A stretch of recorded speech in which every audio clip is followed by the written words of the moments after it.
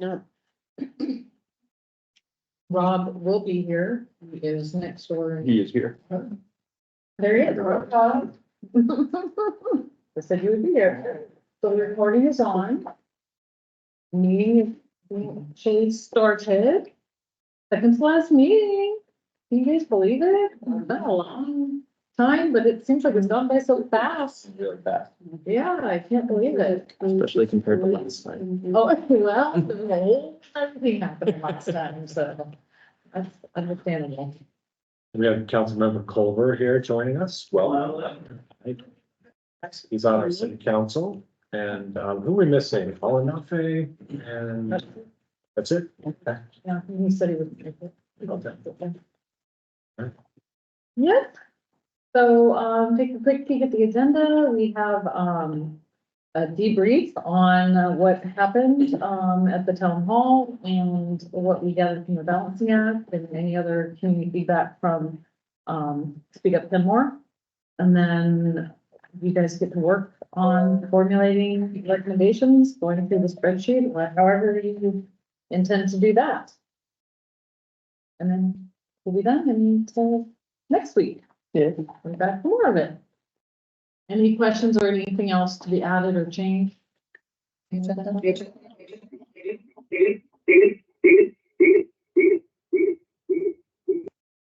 The owl is possessed. Is someone else logged on to the Teams? And, Ah, does that make? I think is it all? you'll never know. Yeah, I got everything. muted. Okay, yeah, it's his fault. I have a question. What's the format of our deliverable of the recommendations? How does that, what form does that take? When I asked you if I should do it or not. So what I was gonna do, and you guys actually have received this, it's in, I think, the initial packet of information from the first day or whatever, but I was gonna send out to you the recommendation memo that, was done last time. So I will find out while we're talking and, send Search it and out, replace, got so it. you guys can have it at the top instead of buried. For some reason, I still have Rob up in the middle of the recording. That is obsolete. Okay, I'm gone. okay, thank you. I don't know why I did that. It's strange. Okay, where do we want to start with the town hall balancing act? I know you guys have done work together, information, so do you guys want to start? Sure. on that? So just share. First of all, a huge thanks to everyone for having done, facilitated your tables. When I took a break from my table, each time I could hear lots of great conversation. So that was awesome. Let's see if this works. Yeah, it does. So I sent all of you the A version of consolidation. I know there's further consolidation going on based on the Word document, as well as all the post-it notes I brought back home. Hopefully captured most of what was discussed. I know Vin and I know Katrina, you had some additional feedback that we'll incorporate later on. Yeah. We can go through those before, and we'll go through all of them. Essentially what I felt, and this is just as I was consolidating the version I had, is that the expectation of the people who showed up is that there's an expectation for the city to do more, not less, overall. And therefore, obviously, nobody wants to raise taxes, and that shouldn't be the first element we should go to. But I want the city to do this, please keep that, please don't touch this, etc. It was definitely more, not less. Before I go into those, any other feedback? So, from anybody? I would like to say, I mean, not to be making a pun, but balancing act is exactly what I heard at my table. Yeah. And from others is, they're okay with some raising of expenses, but they also want cutting of expenses. Mhm. They don't want it to be, all one or the other. They felt there should be a good balance there. Yeah. The other thing that I think that we should consider is the demographics of those that chose to attend. At least certainly my table and my impression of the event as a whole was older, white, retired, in that realm. So the voices that we might be missing are those that I don't think we had any Spanish speakers despite us having those available and those kinds of things. Those voices were not represented in this data. Agreed. My table was the diverse table, but I think that was the old table. Yeah. I did have Spanish speaker, but Yeah. they're bilingual. Yeah. I had one Chinese family, I think. I had an Asian American family. I would echo there was interest in the city maintaining its level of services. There was significant comment about the city stopping doing things that they felt were wasteful. Reflecting their opinions, there were strong opinions that a city needed to pull back on its investment in things like landscaping, purchasing of private property. There was a bit of a thing about just generating city ordinances and city laws that aren't enforced. And the feeling was that was wasteful as well. So. Yeah, I had that too, actually. I had there was, I felt there was a disconnect between, climate action plan and both fact and perception, where people were, at least at my table, for a climate action plan, but weren't fully embracing it because all of the extra ordinances, all of the extra rules and regulations was driving the cost of construction, cost of ownership up. And for them, they wanted to make sure that while we should do things that are environmentally sustainable, et cetera, do it in a way that doesn't necessarily drive up the cost of just the cost of ownership and the cost of construction overall. And so what started as we want to reduce climate action plan to its barest level, if just not remove it entirely, turned into, no, actually, we want to keep cap. We want that to exist. We just don't want all of the sustainability codes and construction codes to impact what we're allowed to do in our houses, essentially. At least that was my table. Yeah, my table was kind of like, they really didn't want to spend money on that. And adding more FTE to the city staff to do it. My table felt, some people at my table, not all of them, some people at my table felt the same about DEI. Yeah. They felt they didn't recognize there was an issue in Canmore, therefore they didn't want budget going towards those programs. Were the people at your table representative of DIA? I don't think that's relevant. But we asked them for their feedback. No, of course, but just to try and understand that perspective. 50-year citizen of Canmore. So how do we want to do this? I know I've seen them, but do we want to go through line by line, just to make sure we consolidated it? By department, right? Yeah, so I tried to put them by department as much as I could. The way it's structured is most of the. What do we want? Yeah, go ahead. Well, I was just gonna, maybe not, but this is a suggestion. It's the same departments that are on the feedback online. Yes, So I hope so. maybe looking at all the feedback together. Or do we want to keep separate the roundtable feedback from the feedback we have from the? no, we can do both. I You just know what I don't mean? have Or that way we're multiple. talking about it in totality versus. No, I don't just- does this include the one that you were just adding? It does not, no, I didn't. Okay. Cause I. Because I just emailed Have to be you a when I vote. added to it. The only dilemma about this is we didn't, on the, balancing act, it's different categories than we did, at the town hall, so it's not, you know what I mean, like. it's Some, not- I mean, because there was one on traffic, there was one on parks. I mean, I just read it before I got here, so Yeah, it's a little fresh in my mind, but I think they can. so here are, so since you have yours up and I need 10 copies, this is the comments, that. Just bring them. Came from the balancing act. Oh, okay. I thought they were. Yeah. Downloaded it and didn't have to do it. So will the balancing act comments, these comments will all be included with what is delivered to the city council.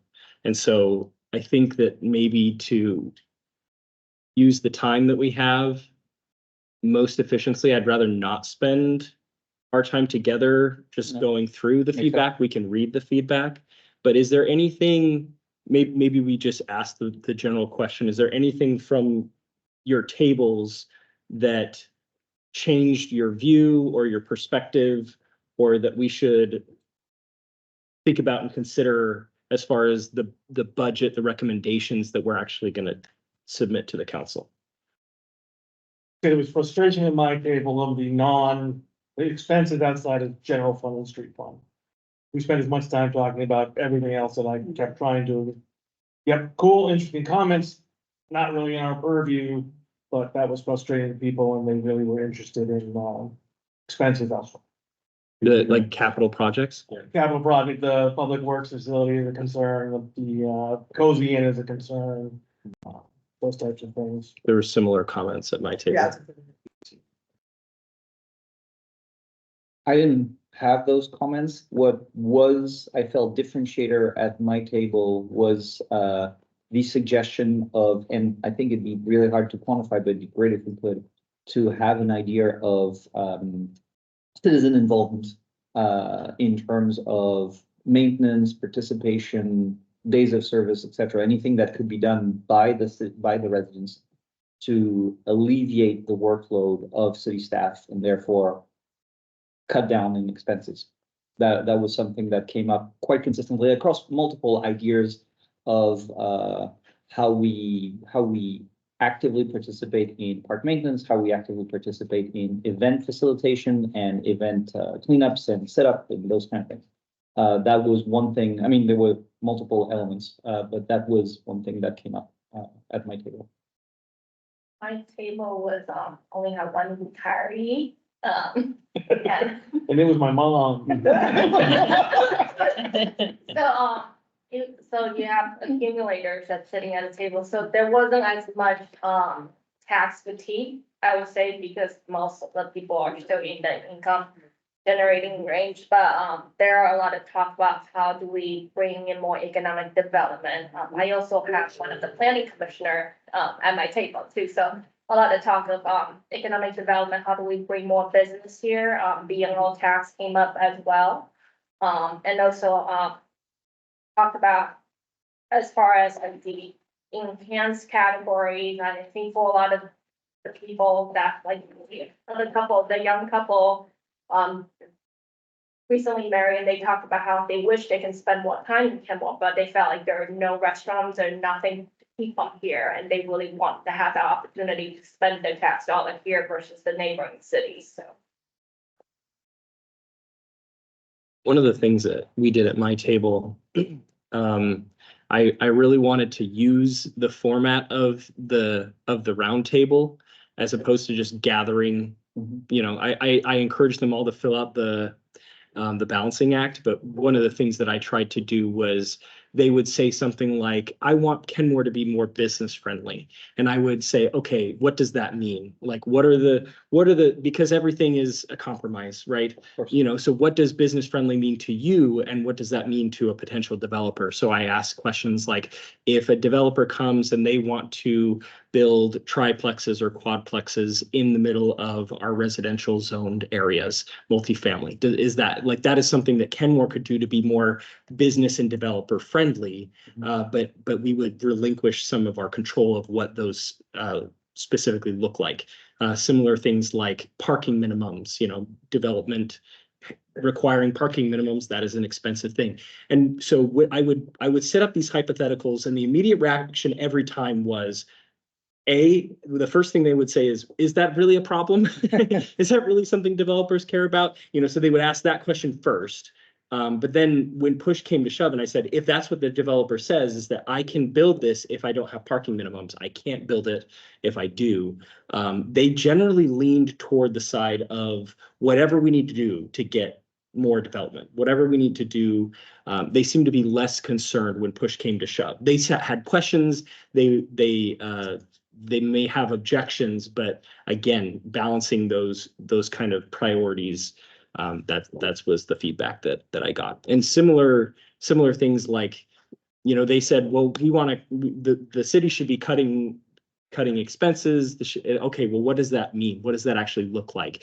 And when push came to shove, as you were saying, like they generally wanted the city to do more, not less, and try to get more revenue, not cut expenses. Again, when I tried to set up those, if you have to cut this or do this, like that was kind of the feedback that I got.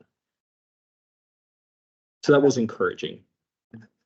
The general theme came out, I felt like I was like an educator, and again, with my knowledge, I was an expert, at that table. I know some of the other cities, and maybe Kenmore does too, has that 101 civics, to teach you how the city works. Because I just think a lot of us, we're just ignorant. We don't know how it works. We don't know the trade-offs. We don't know all the repercussions of a decision. And the more I think we can educate our community, the better decisions I think we can make, and more longer lasting. So we're not always shifting back and forth, when things maybe get a little tough. Well, we see the long-term plan, we understand it, we know what we have to do to get there. So I know they just appreciated in general those 2 hours of learning just the basics. And I think Shoreline has one that they teach their residents 101, how the city works. How many total people attended? I think they counted 38, not counting any of us, but 38 that attended. Yeah. But with a strong demographic for older white retired. That was my Based impression. observation. Yeah, 4 out of 5 in that. Go ahead. Well, I don't like the people at our table. There was one in particular that had actually moved from a county to being in a city for the hopes of better services and expecting to pay more for that. But there was a lot of kind of almost distrust of how the money was being spent. So they were talking about there being extra room in the office spaces. And so wanting to kind of clarify, maybe kind of evaluate and tweak out what the work from home policy is. And if that creates extra space to rent out to either people that we've got contracts with, or to rent out as a public rental also. And they were kind of questioning, like, so with the insurance, could we go to self-insured either, or a high deductible where we have a pool of money set aside in case something happens? And then on down to like suing the state for the 522 impacts they were talking about also. So that was kind of a lot of it from my table. You had a lively day. Yes. One other thing that came up at my table a number of times that we've talked about here was when we talk about increased property taxes and the impact on seniors and those on fixed income, and that applies to other populations as well, vulnerable populations. But they were very, very concerned about that. But one of the things that came up at my table is I had 3 or 4 members that kind of came and they said, I know that many of my neighbors either don't know about this or aren't able to come because they're disabled, they can't leave their homes. And so I'm coming to represent their voices. And we kind of talked about this, they weren't opposed to taxes going up. But it was very much, I just can't pay the taxes, and so I will have to leave. And so we talked about, well, what kind of programs could there be? We've talked about subsidies specifically for seniors or for low-income people, but it takes outreach. And they were very excited about the prospect of that, to the point that they were saying, well, I can go talk to my neighbors and help it. Like if it's a matter of city staff having to get the word out, I'm happy to help get the word out about these kinds of programs. And so that was one of the things that I thought that maybe if we do recommend in, some of these regressive taxes like property taxes and whatnot, that that there could be an engagement with members of the community as sort of ambassadors for certain neighborhoods to encourage participation in those kinds of programs. What you're saying is the recognition with a program behind it or more, that there's disproportionate impact for raised taxes on those with lower incomes. Yeah, it was, I mean. That remark about, I see why taxes have to go up, I simply can't pay them. Exactly. Yeah, it was this acknowledgement, like the reason why I don't want the taxes to go up is because I don't have the money. And it kept coming back to this, well, I'm on a fixed income and I have to spend within my means. Can't the city do the same thing? And so, yeah, it wasn't, that was kind of the message that they wanted to send. But when push came to shove, and we talked about like the situation of the city and the services that we want to provide, they were like, yeah, I don't mind attracting young yuppies to come live in expensive apartments and help pay the tax burden. I just, like my situation is such that I can't do it. So. Yeah, third party, third hand. Sorry, I didn't go into the other night. One of the things that this part of the conversation I find interesting, I think there's a reality out there, but we do have a demographic split in Kent. We have the old time residents who've been here for a long time, paid off their housing, and now they're retired and are on a fixed income. This is scary. It genuinely is scary. On the other side, we're being successful in attracting a younger population that is economically better well off and are looking for increased service and probably different sorts of services and have different motivation than the older population. So how do you reconcile those things in a realistic situation? Well, what I think we're looking at is the same thing as looking at society-wide. There has to be a wealth shift. There has to be a transfer from the higher income to the lower income to shelter them as we go forward into this. So when we talk about things like tax rebates, that's one way to go about that. And one way maybe to explain it to people. It's going to be difficult for some people to hear that they're going to be called upon to pay more. But I think that's part of the messaging we have to get if we're going to get out of this quandary. We do have a demographic shift, and it's going to block decision-making of one sort or another until we come up at least a try to resolve. So one thing that's crossing my mind is another person who wasn't able to come. I'm still negative, yeah. Is that one of the things that happens in these types of environments is this conflating of operational concerns and suggestions with the work of whatever group is soliciting input. And so I think there may need to be some pulling apart of some of what we've heard into what does fall within our purview versus what can we just bless and release to the city to consider as an operational concern. And I imagine that might start distilling down some of what our charge is in relationship to the input. Because some of what I'm hearing is like directly related, and some of it is, because I know it's just a sharing time, but some of it is, this is just the stuff folks want to be able to say, whether it's germane to our charge. Yep.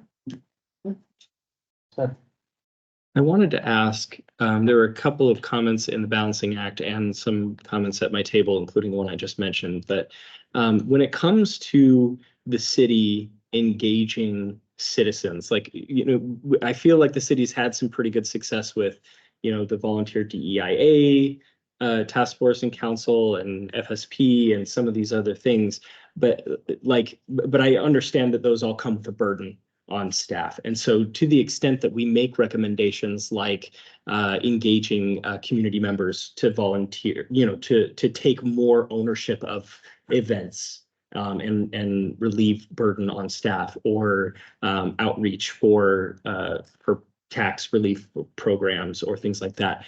Like, what is the appetite for city staff to engage in that way?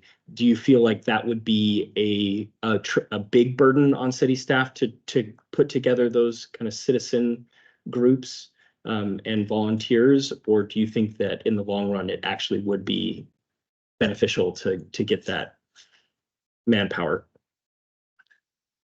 Well, I mean, this group alone speaks for how valuable it is to bring people together in the community. In fact, I want to somehow keep you together when you're done. Can we do that? We are proliferating our citizen advisory committees lately, so there's, we just, we have a new climate action advisory committee. We have the DEI committee. Tambi in Human Services is looking for some sort of an advisory committee. That's going to be one of the recommendations from her needs assessment that she's doing. I think there's something else. There's obviously the planning commission. So yeah, I'm really liking the idea of having these advisory groups, because then you all that participate in these advisory groups, you learn about the workings of the city, and then you go forth and you're ambassadors to the rest of the community, helping to explain things. So yeah, it's a good thing, and I'd love to see more of it if we can have the resources for it. But if we can have residents step up and, like what you mentioned, help volunteer to facilitate and coordinate, that'd be amazing. Yeah, because echoing what Jeff asked, I think clearly the city has had huge success in having thinking groups, let's put it that way. But there hasn't been yet a concerted effort for the city to have doing groups. And by doing groups, I'm thinking more, clearly the planning commission does stuff. Hopefully we do stuff too. But it's more the doing part that's outside of a city hall room. And so, for example, there would be kind of a mind shift for if we are getting residents involved, then if residents are an integral part of our ability to run an event, then the city has to be structured to make sure that there is that engagement, but also to be able to say, well, we don't have volunteers, so no event. And it's a different organization than, well, we'll do the event, but we'll do it we'll have overtime, we'll plug the holes if there are volunteers. I think it's a different part of having, well, we're actively relying on a completely pro bono basis on residents to do something that we are not going to do if ever they don't do it. And I think I heard a lot of that at my table. It seems as though others issued that option as well.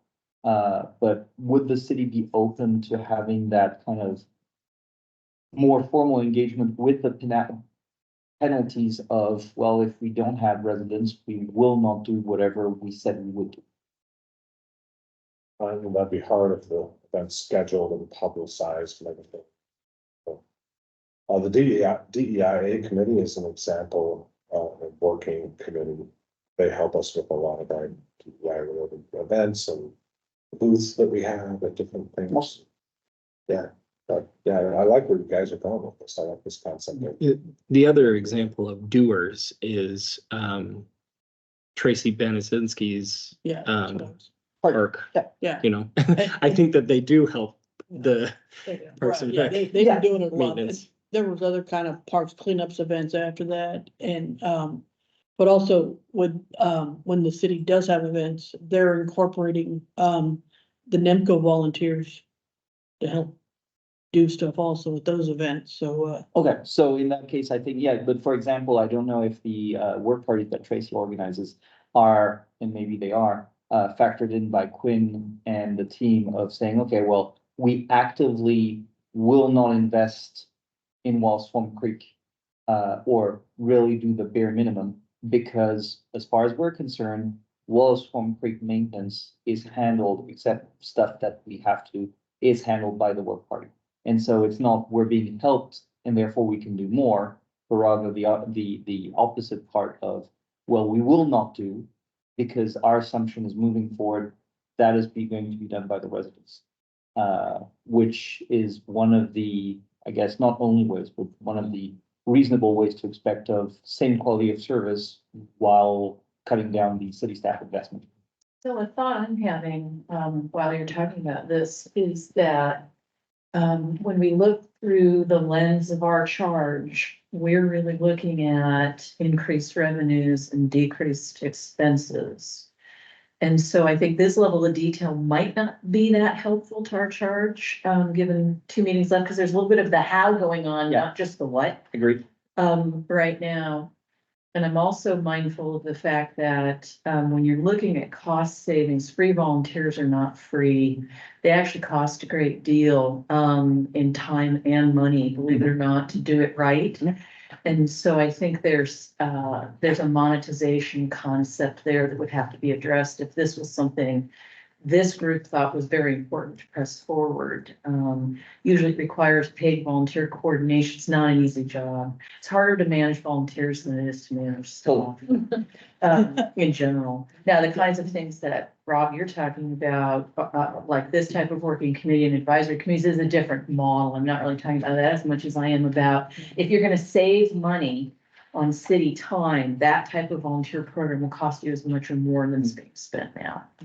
It's community, what you gain is community goodwill and connection, not money or cost savings, Which would defeat the purpose. I- Or at least- which is what our charge. Yeah, yeah. Which is what our. I think about this in terms of sustainability, right? Like this is not this is not an opportunity for cost savings because you're not going to fire staff and replace them with volunteers, right? But from a sustainability perspective, if the community is going to continue, you know, we want our parks to get better and we want our programs to continue to develop.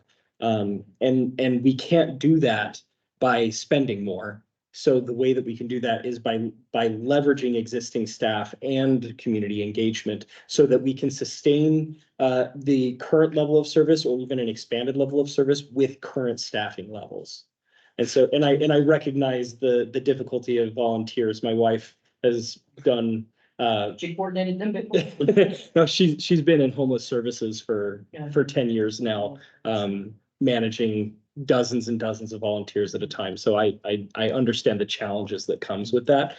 But I do think that we have a track record with the work parties, and I also hear what you're saying, Edward, where there's some things where there's an accountability that needs to be had. Like if you have an event, you've announced the event, then you have to make sure that it goes smoothly, right? But if you have something like a work party, if the blackberry bushes aren't pulled this week, well, okay, we can try again next week. We can try a new work party or something like that. So there's a little bit of flexibility in some areas where there's other areas where there isn't. And so I think, and to your point, ultimately, what do we recommend to the council? I don't think that any of this stuff is going to be a recommendation as far as we think that this is a way to solve the scope of the next 6 years.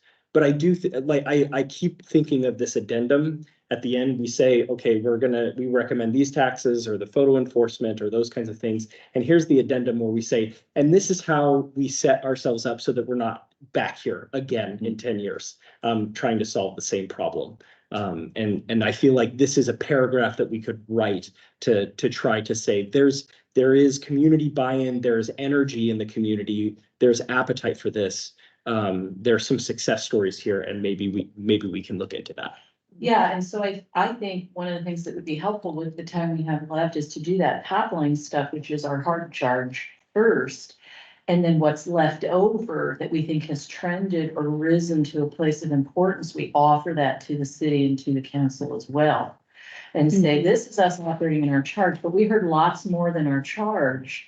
And so we are passing along to you some of the key trended things that arose both through the online survey and through the town hall for your continued consideration, and even mark a few that we think were they to be addressed sooner than later would help with sustainability overall. I mean, that feels, and so I would say, that it would be great for us to start with the highest impact stuff in our conversations now and make sure we meet our charge. And then we can always take a little extra time to gather that other content to present to staff. If others concur. I agree. I will close out my impression of going in that sense of, to put it differently, I felt during the the town hall that people wanted more, and the only way where you do more is either you give time or money, and clearly people were hesitant at sometimes just being able to give more money.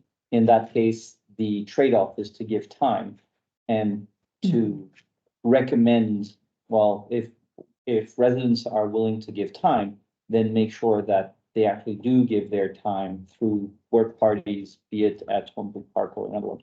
But I agree, let's try and tackle the big ticket items, but I think that's a very important part as well of at least what I felt or at least I definitely heard during the workshop, during the town hall.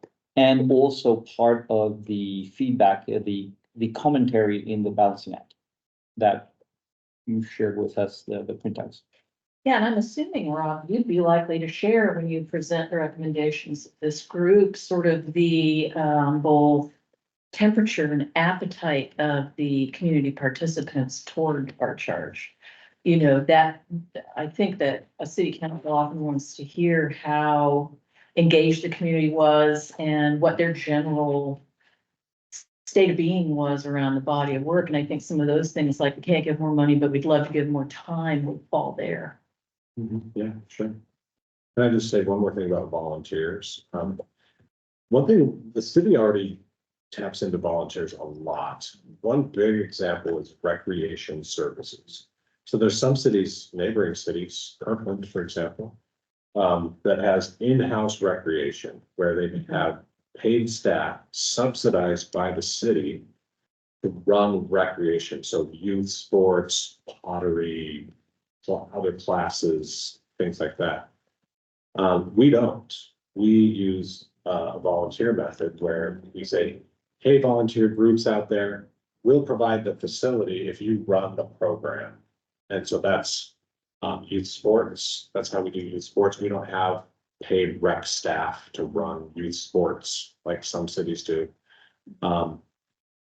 So youth sports, like all the rowing and paddling programs that we have are run solely by volunteers. We have, Skate Like a Girl and Skyhawks and What's Up. Those are for-profit money-making companies. But they, again, we're not we actually get a piece of their action a little bit. We get 10% of What's Up's gross revenues, if not more. I think it's 10. But anyway, and then if you take farmers market and our concerts, we rely heavily on volunteers to help us with farmers market and other events. We also rely heavily on groups like parts of Kenmore Heritage Society. They produce a lot of their own programming that benefits the community in partnership with the city. And then lastly, there's what I call co-creators. There's individuals who on their own create amazing things for the city. And we do all we can to boost them and cheer them on, get out of their way. So just some thoughts on how we are using volunteers.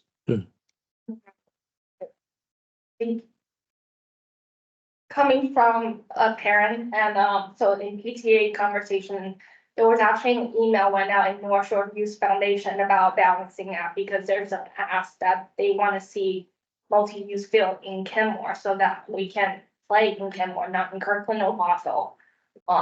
And I think this is kind of where like the appetite for something within the current structure is definitely there. Like I've seen email about it, and I think when I'm looking at balancing out, one of the lens I wanted to look at was from, not from my point of view, from a person of color, from thinking of people that I represent, and my table was actually including me more than 50% people of color that was at my table, and there's more ask to maintain those enhanced programs.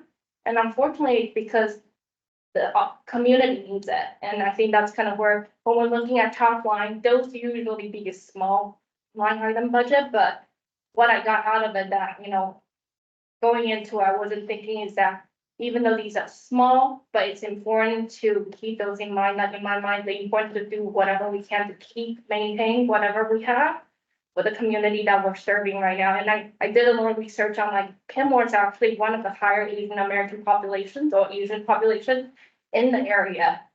We didn't see a lot of them at all, and that's kind of what my worry is that, it's harder to reach, and it's a very diverse Asian community that's in Kenmore. It's not your typical tech communities, and there's a lot of elderly, Asian, population that live here. And that's more on lower income, fixed income population. So when I'm looking at those voices, we didn't really hear, and we're probably not expecting to hear, but I think it's important to keep that in mind when we're looking at it. And the basic, I think, like the volunteers great, but I don't think we have to go above and beyond.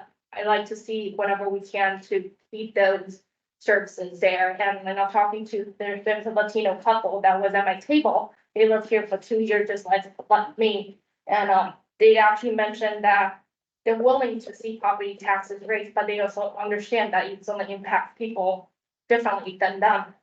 So, they came up and they found that was a great way of increasing revenue without impacting fixed income. So it's kind of things, the photo enforcement camera. So they did ask, like, if there's any way to raise revenue without impacting people, like the neighbor side.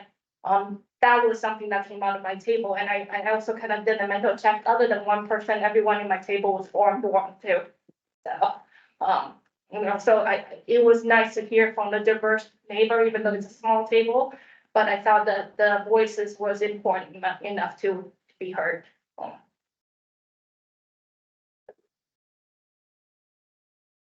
So in the vein of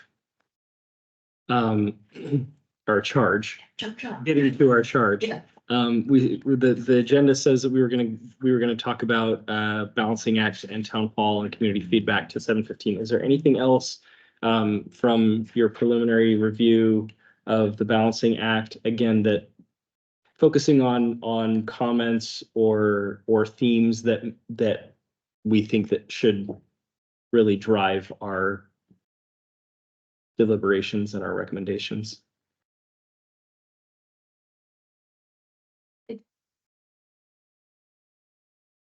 They're super important too, just be an underpinning. One is the content we have is not a representative voice of the whole community. And just knowing that at all points throughout our conversations, I think is very important. And then I think the other thing that you shared is that there's a need for services, for community activities like sports teams or that kind of thing, to bring people to the table and have them feel they're in a meaningful community. So that's about the side of not losing certain things that are essential to a town's identity or that might attract. So I just wanted to kind of call those out again, because those both really struck me as you were talking about them. Yeah, we know the town hall wasn't representative, but I don't think we really, on the balancing act being online, it's accessible to everybody who has a computer. We don't really know it could be. It was about 20% BIPOC on the balancing act, so I think it was actually pretty representative of our city population. Yeah. And then we do have that draft of the EMC research. Yeah, it was good. You see the themes all of that. Yeah. But there's this thing. Yeah, I question EMT statistical randomness. I've gotten both Kenmore ones. You got home both times? And I got one from King County. It's basically the same survey, but take out Kenmore, put in King County. From EMC. That's a hell of a coincidence for a random sample, wasn't Yeah. I got none. Random by people who open their email. it? Yeah, right. I didn't get asked. Can I try to quickly go through some data from balancing act that shows kind of the yeses and the nos for what people were liking and not liking? doing more, but I'm not there to present. Yeah. Okay.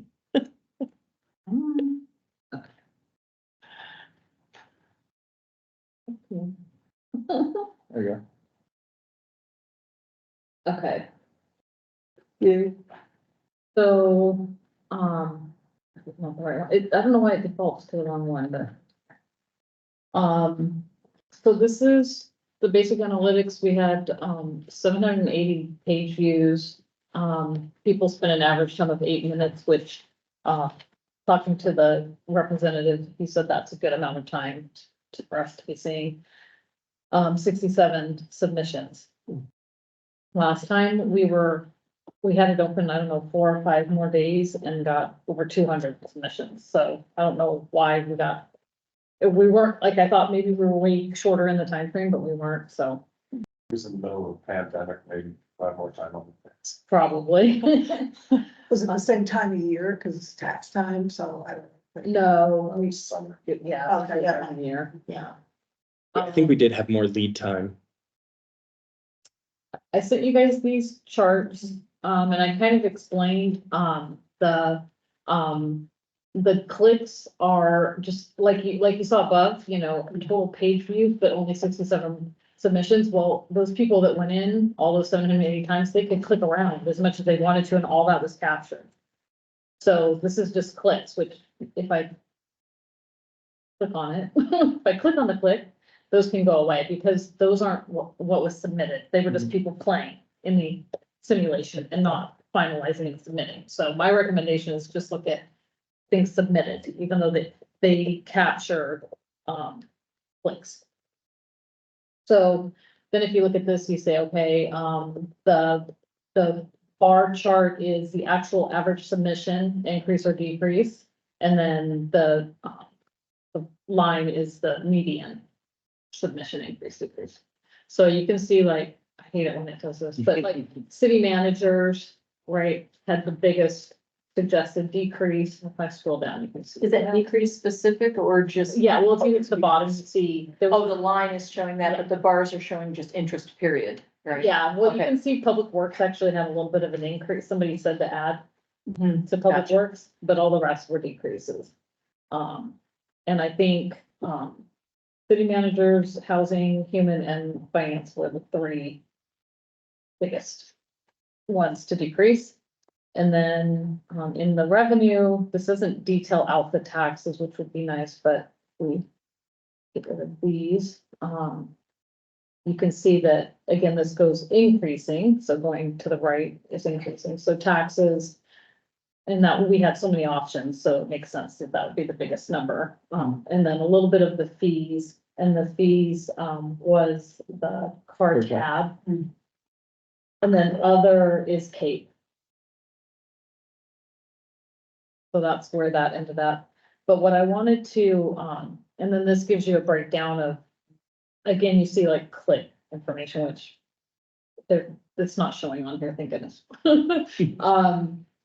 So you see the taxes, the increased amount submitted. This is how the people balance the budget.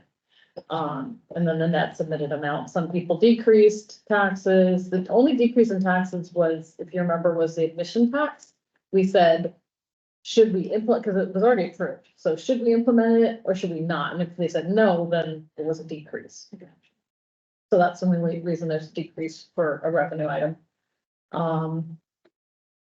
And then down below, all the numbers related to the expenses. So now if I click on, so I just want to show you, let me start with other, because there's only one category in here. So if you look at Cape, traffic enforcement, look at the details, average submitted amount to collect for Cape was about $670,000. And that was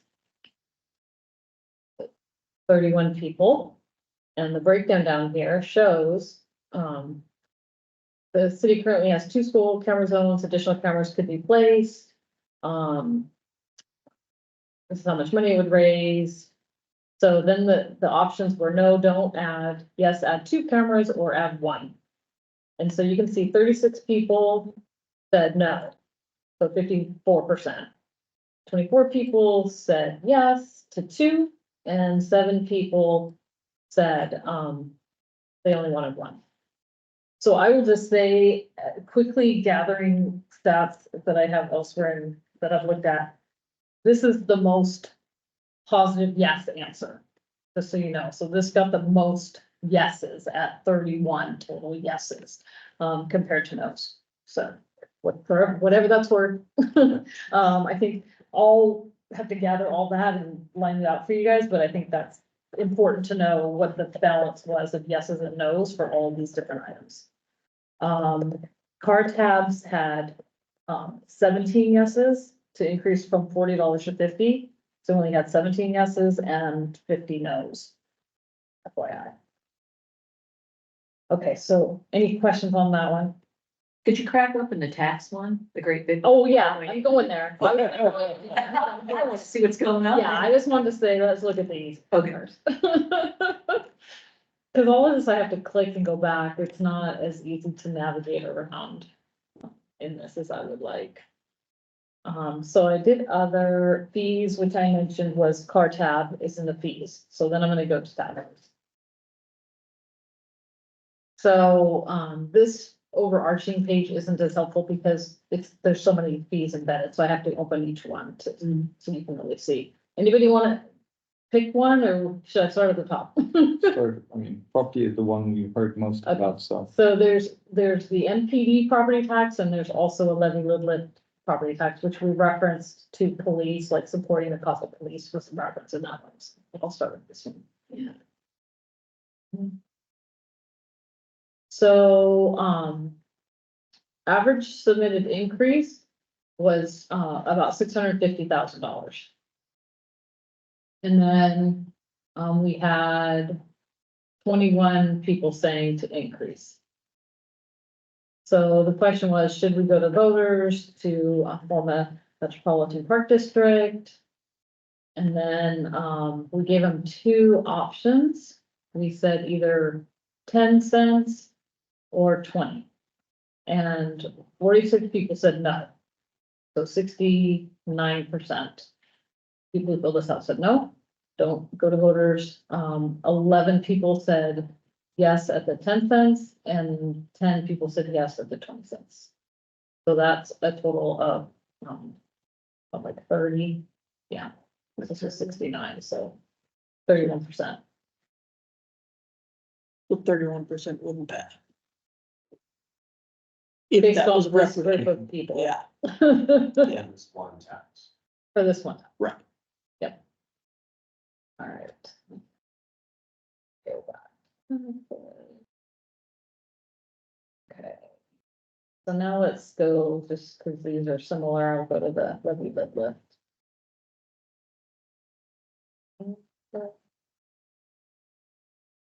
So, so again, up here, you see,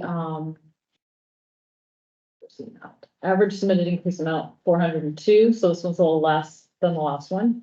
And we had how many people? 21 that said to increase. So should we go to voters asking for a 6-year levy lift? So no, 46. Same number last time, 69%. This time 17 said yes at the 8 cents. And 4 said yes at the 15 cents. So again, 21, which is the same number, the last one was 11 and 10 people for 21 people. This is 17 and 4 for 21 people saying yes to.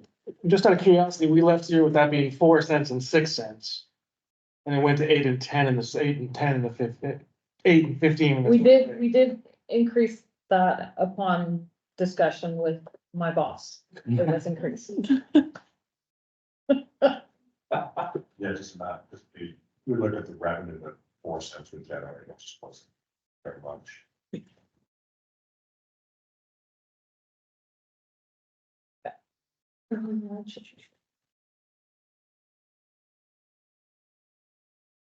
Okay. Transportation, let's see, so we did the 650, 402, the next one is, so public safety and transportation are pretty similar, they're based off of sales tax. dollars. So one would be a transportation sales tax and one would be a public safety sales tax. So it's the same concept, if you will. It's based on sales tax monies. The public safety, actually, they're pretty close, 233 and 329. Public safety is a little bit higher. So we had, 329 average increase, there's my number 24. People said to increase it. So should we go to the voters? No, 43 people, 64%. So for a 10.1% public safety sales tax, 24 people said yes. We didn't have to go to the voters for that one. That was the one that can go up to 0.3%. Transportation, you don't, I don't. Oh, I'm sorry, it's transportation. Transportation, Sorry. yeah, I think for 22.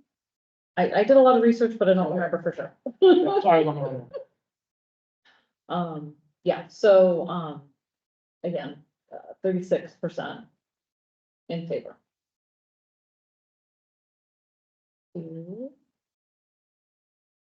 Next one, the transportation sales tax. The, average increase 233.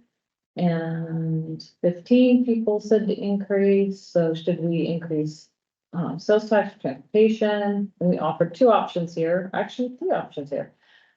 So no, 52 people, 70, so this is more of a no vote versus the other one. People seem to be, the trend I was hearing was public safety resonated more with people than other forms of tax increases. So at 0.1%, we had 13 people saying yes to 0.1. We had 2 people to 0.2, and we had none, for some reason, to 0.15. And this is the one where you can see I wrote voter approval not required.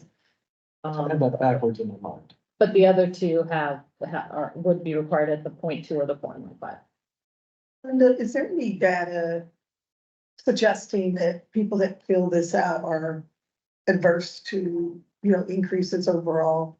Like those that are using the balancing act or engaging online in this activity are, are more inclined to not want, increases? That's why they want to go in and make sure, do you know what I mean? Like, I do, but just curious. I don't. right, I would say, based on the comments we received, which was 160 plus comments, they do go back and forth. Yes, they do. So, I mean, I don't feel like it's weighted heavily against or for in the comments, so I would think that it would be reflected here as well.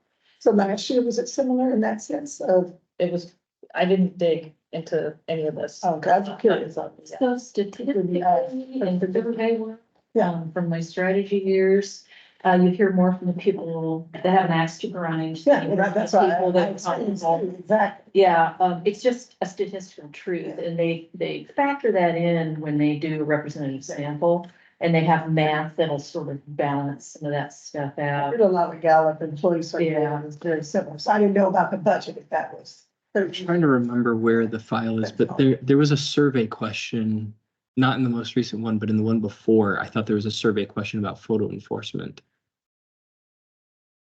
And my impression was that it was generally positive. In the balancing act? No. In the question. Can you find it for me? I can't find it. Survey, yeah, So. 101. I'm not gonna go into the other two because there's more dollars and I don't think they're as relevant. But I will gather all these little details and have it so you guys can see it, more easily. And I should be able to get that to you by Friday. It doesn't read as surprising to me, that when people are asked if their taxes should be increased, that they say no.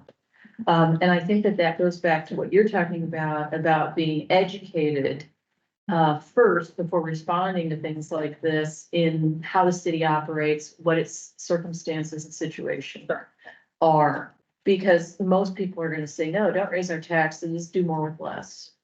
Well, Or just, do the same with the same even. Right, right. I mean, you just look at that one comment that made us all chuckle. I don't want my neighbor towing my car. They thought that that was you were gonna ask the common neighbor to police everybody. Right. And so they didn't understand the question. What the- And so I'm just saying, you have a lot of that. And I think people also don't understand, you know, one of the comments that Rob made a while back, when we were talking about the percentage of our property taxes that actually goes to the city of Kenmore, which is an infinitesimal percentage of I the shared that total. on my table. And I think people are, they look at this, they look at their tax bill and they go, no more, nothing.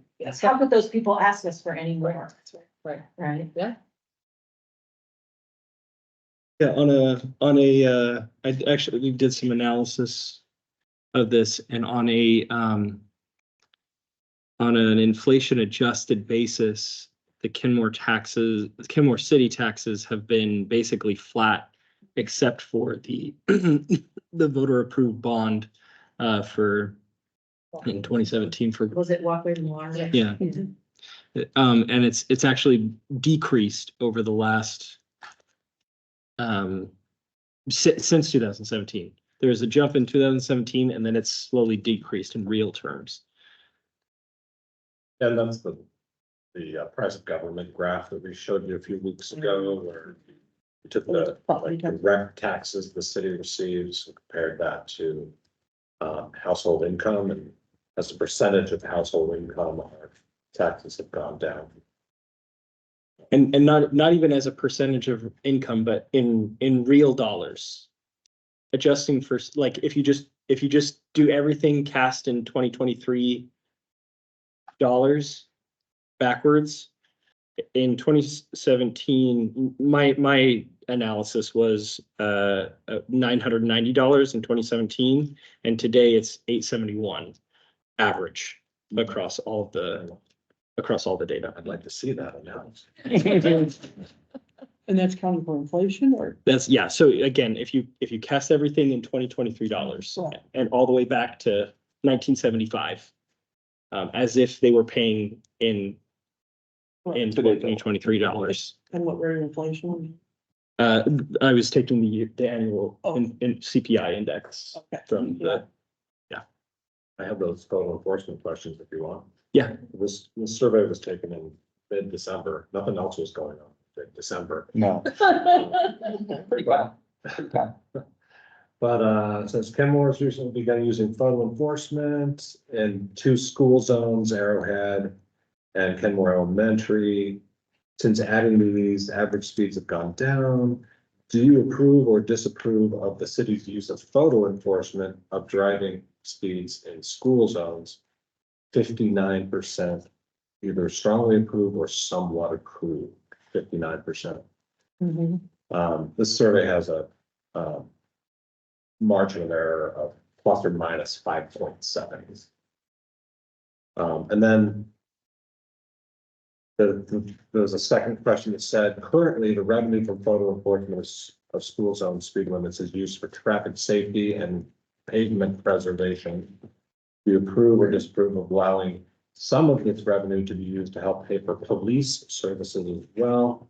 And 73% either strongly approve or somewhat approve of using photo enforcement revenue for police services. That wording is interesting on both of those questions because you educate a little bit at the beginning and then ask the question. Yeah. And there may be a difference in how people respond and they understand something first.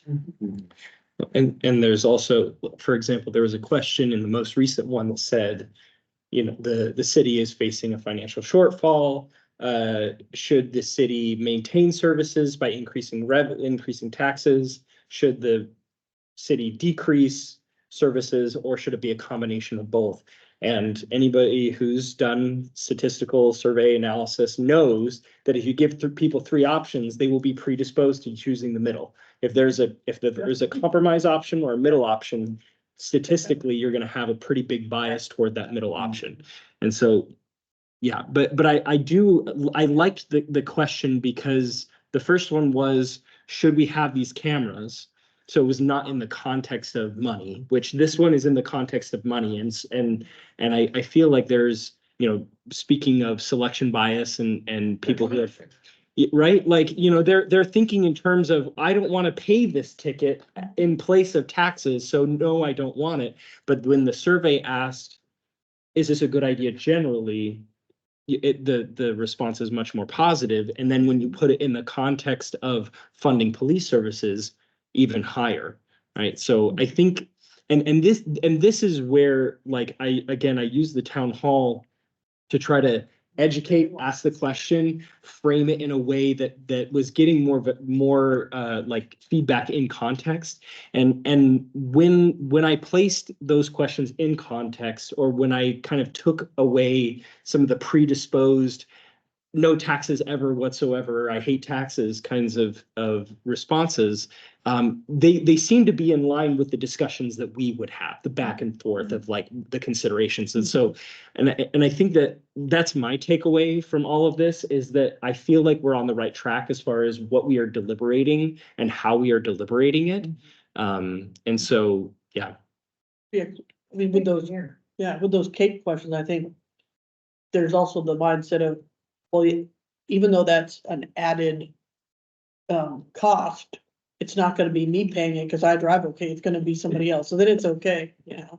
Yeah, if you have to pay, it's your own downfall. It's like pay as you go. Yeah. Or your spouse's fault. One other point on property taxes is, you also saw in the most recent survey that we just said, hey, is it okay to raise taxes to keep up with inflation? Most people said no. But what I've learned is that people, and this is similar to what you're saying, but people are more inclined to be okay with tax increases if they know they're getting something for it, if there's something of value they're getting. Maple Valley just recently approved a property tax levy lid lift, property tax levy lid lift for police last November. And Maple Valley is probably even more, tax averse than we are. And, but they were able to make a case, right? They were able to say, hey, our police costs have gone up by this much. We want to maintain this level of service. In order to do so, we need to keep our revenues current. And so it passed nicely in Maple Valley because they had a story to tell. To go with them. Exactly right. I think communication is the thing, when going back to property taxes versus what the city earned. If the question, should property taxes, property taxes be aligned to inflation, all of a sudden in everybody's mind is gonna be, hell, do you want my property taxes to go up by 10% this year? That's not gonna happen. And if we're able to say, well, no, actually, we're only talking about the city fraction, which is 0.%, whatever. Therefore, we're talking about an overall, we'd have to bring it back to, either we say what is going to translate for your property taxes, or what the increase for the city will translate in the person's property taxes, because as a resident, I don't really care what you guys get, I just know what I'm paying from a property tax perspective. And so, again, if you want to align, the city want to align property taxes to inflation, you're asking my property taxes to go up across the board by 10% this year. I'm not able to pay a 10% increase with no extra revenue on my end. Well, I think we also need to be concerned about the accumulation, like, so with utility taxes, somebody was at our table said that apparently the plan for PSC is that their rates are going up 18% this year. And so if we're gonna tack on an additional 2% onto that 18%, that it's gonna get too high, is basically what they're saying. So. Right, and that's sort of the surrounding environment and its impact on people's decision making. Right. The law that Inslee signed in, which I'm sure is going to be litigated ad nauseum, about banning gas and allowing PSA to stop serving natural gas to state, projects an increase in electric of 37% and of gas 151%. Just over the next couple of years. So people are scared of that stuff. But yes, and to an extent, that goes outside of our charge. So that's kind of the issue of, yes, but if we let everybody else increase taxes and we say, well, we can because everybody else already has, then we're not addressing what we have to address. No, I think I agree. I think it just goes to the state Oh, of, no, for sure. of Right, the yeah, context at the end of asking the question and at the end of answering. right. Yeah, of course. I mean, yeah, we have two different ways of doing it. It's like, well, I think also a theme that we all heard was that they feel like everyone should bear the burden. That it shouldn't be just one group. And of course, no one was saying that those that are underrepresented, it should cover more. But they feel that the city should cover some, the different departments should cover some, the people should cover some, the businesses should cover some.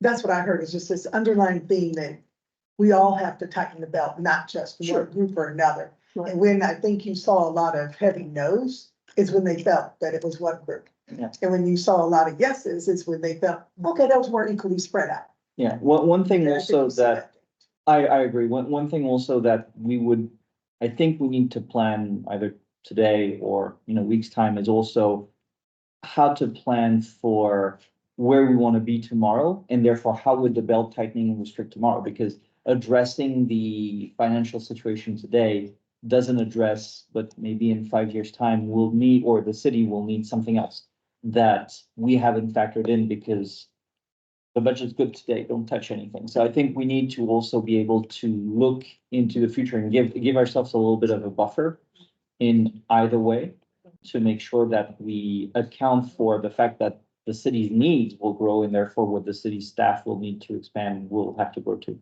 I think we have a couple of our guiding principles Yeah. that get at that, so if we just remember them as we're debating, that would help cover Yeah. that.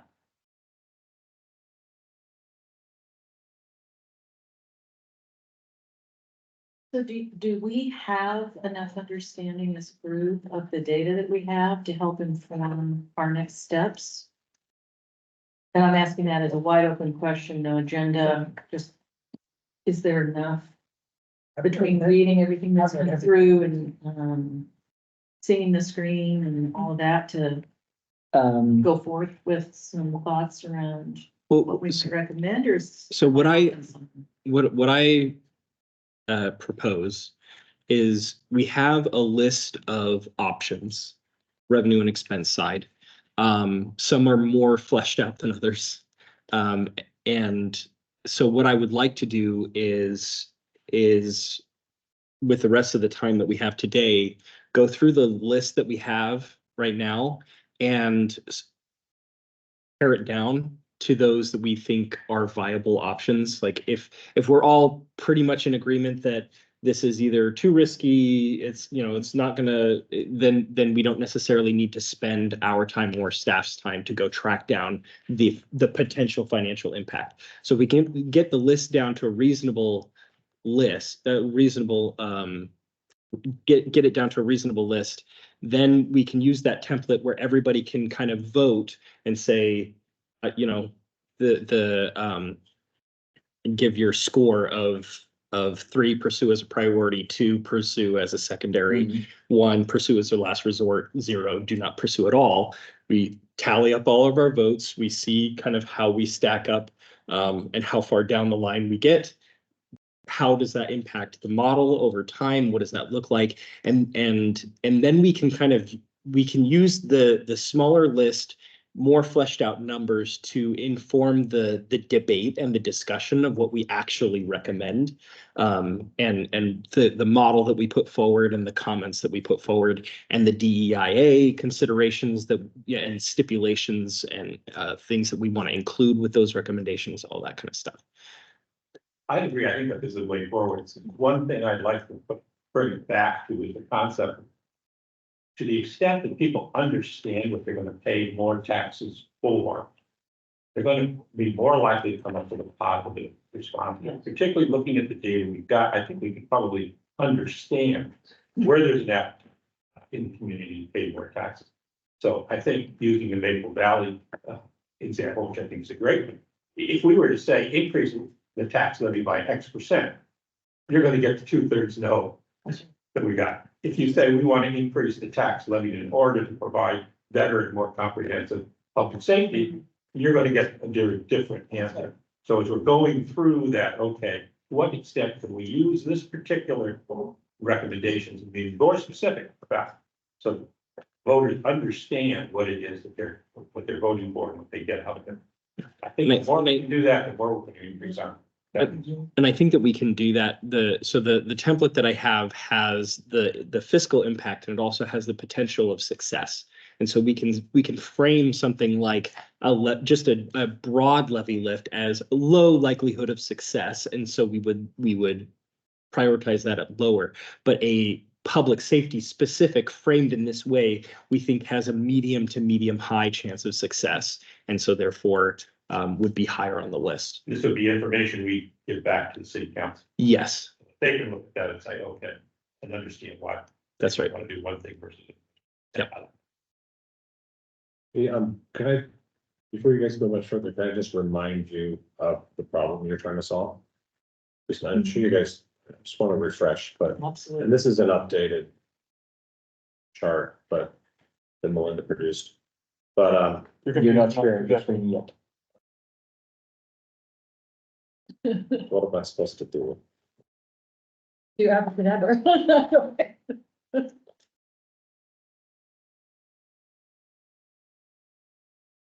If you just Sure. connect to it. Just hit Windows P. Project. Usually it automatically does, but That's why you have to have one IT person on every task force. Maybe it doesn't like that. So Windows. Indicate where we. Yeah, can you check the cable? Sometimes it comes out. And then we would do production. Are you plugged in, Rob? Plugged in? Oh, I'm sorry. Your ace power plug? Yeah. Here it goes. Oh, black is, yeah. Computer turned on. Can everybody put their screen? Okay. All right, just to remind everybody of the problem we have, by 2030, the gap is $2.6 million, okay?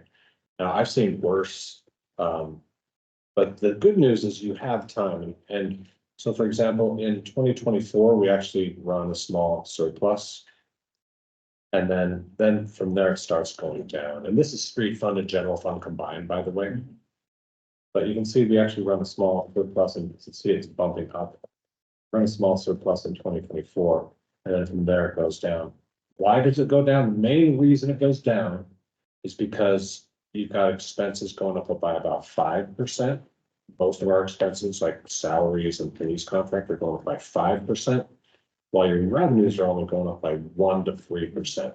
So that's why the gap gets larger each year. So you have a gap that gets bigger and bigger each year. So by 2030, it's a $2.6 million gap. But the good news is we've got some time because our reserves are well above right now what the council's minimum 20% is. This red line is the 20% minimum. You guys know what that is, the 20% minimum. So we don't fall below that 20% minimum until 2029.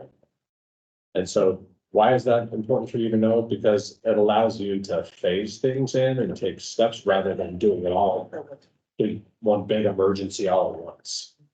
So that's what's nice about this is there's time. Well, that leads to a clarifying question for me. We're recommending what's, right? We're recommending a thing to do. Are you also asking us to recommend a timeframe in Yes. which to implement it? Yeah, and that's what the last task force did. Okay. It's in the template. Excellent. Yeah. Thank you. Any most testing? So if we want to move to the template and start going through those items, present. And I think somebody said it earlier, maybe it was you, Jeff, but, Rob points out there's a 2.6 disconnect at the end, but we want to solve it, so we're not asking you guys to come back in 3 years, because now, we only got to this point, we gotta do it again, so the longer we can go out. We actually need to find 3.5 million by 2030 to get up to reserve. That's the actual gap in 2030 between the We need reserve, 20% more, that's right. Right. You're adding the 29 and the 30 of it all. Yeah. because your blue bar is, I realize that's the difference in revenue from the previous biennium, but we won't have enough in the bank. Yeah, well, I see the difference between 4.8 million and Yeah. 1.3, yeah, that's a good point, yeah. We need 3.5 Yeah. between now and then. I think that's a good question I had there. Are we building a reserve? Or are we, what happens to that surplus? Are we investing in it? Are we reinvesting it? Do we have a rainy day fund? We're putting dollars into in case we get to another COVID? Or we get to a point where we that's a can great- only expand this out further. If we've got a reserve fund out there, we can rely on. If we're spending that money, Well, that's one of the things we just actually talked about yesterday in our leadership team meeting was, having a reserve, like a facility reserve for, what if we need a roof? How are we paying for that? You know, what if there's some large cost that comes along that we don't have money set aside for, and we're just relying on there to be enough money in the general fund to cover those costs. So things like that where we should have dollars reserved in the event of something, so having those monies saved. yeah, I mean, we talked about this early on in terms of the fact, do we have a depreciation fund? That we can rely on to manage those ongoing maintenance costs, but if we're putting our surplus aside for things like that, then I think that pushes out that curve. The structural deficit isn't gonna go away, we're just saying, when are we gonna have to deal with it here? So I would think that in addition to our recommendations of where we would have additional changes in revenue, and expense, I think a recommendation to the city council would be, we should start taking these surplus funds, putting them into some kind of either depreciation fund or sinking fund for any bond or debt we have.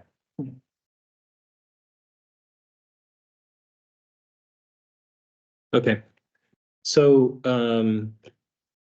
so this list is almost 50 long. We have to go by fast. So yeah, we gotta 1 minute be, each.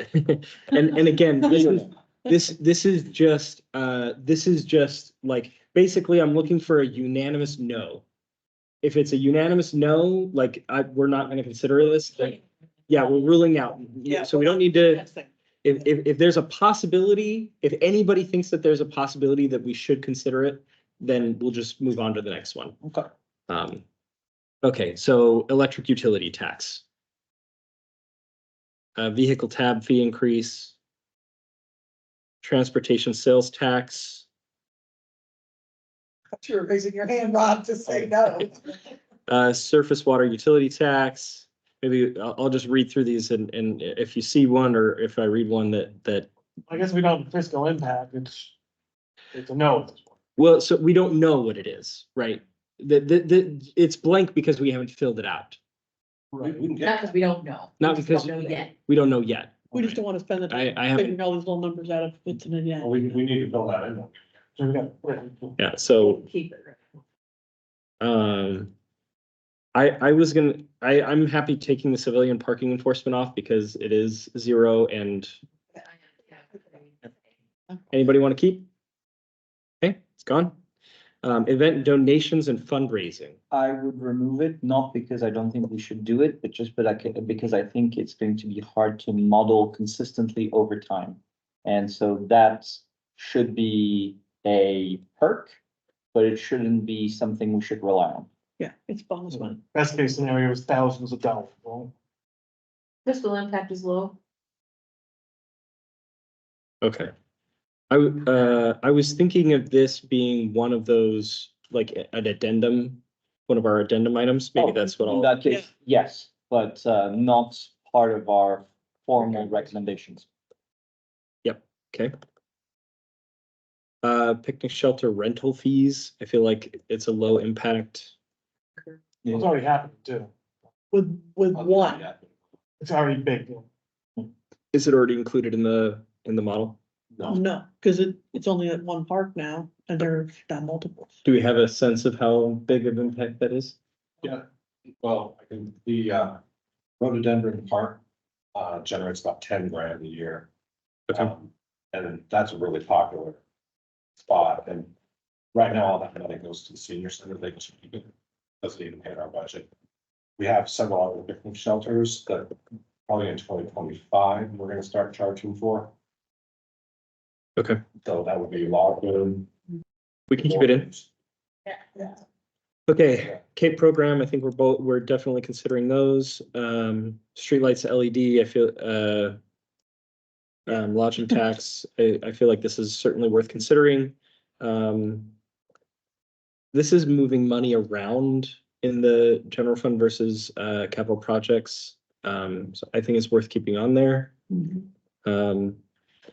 Industry B&O tax, again, I think it's worth having on there for commentary.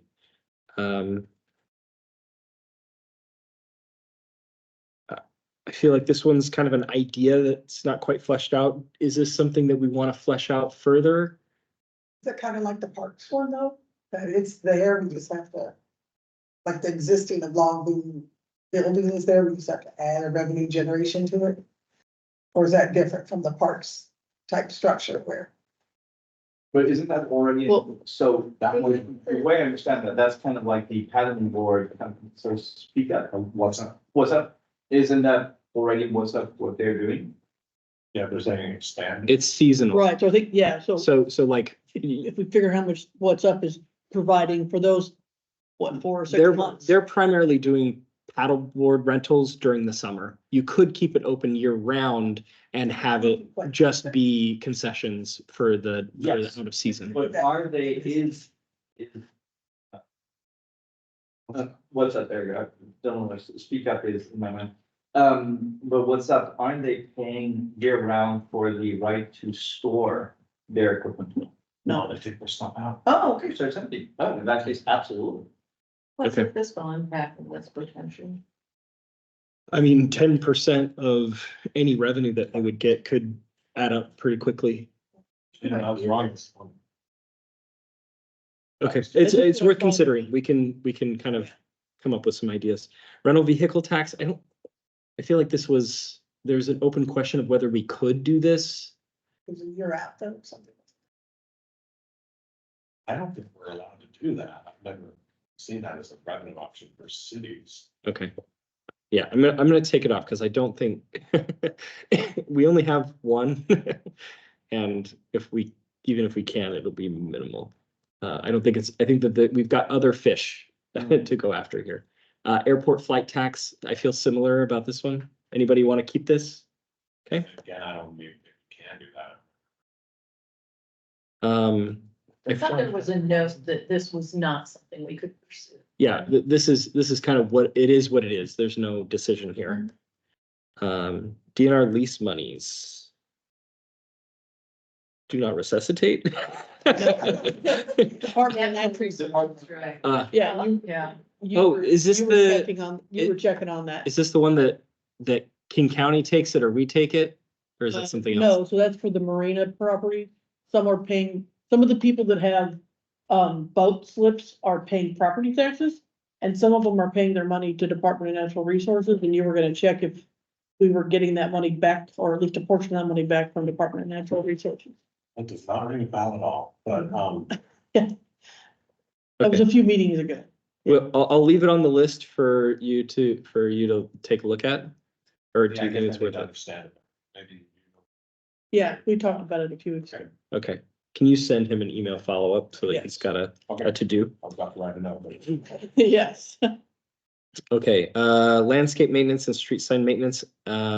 This, yeah, I think the expectation is that this Yeah. will happen.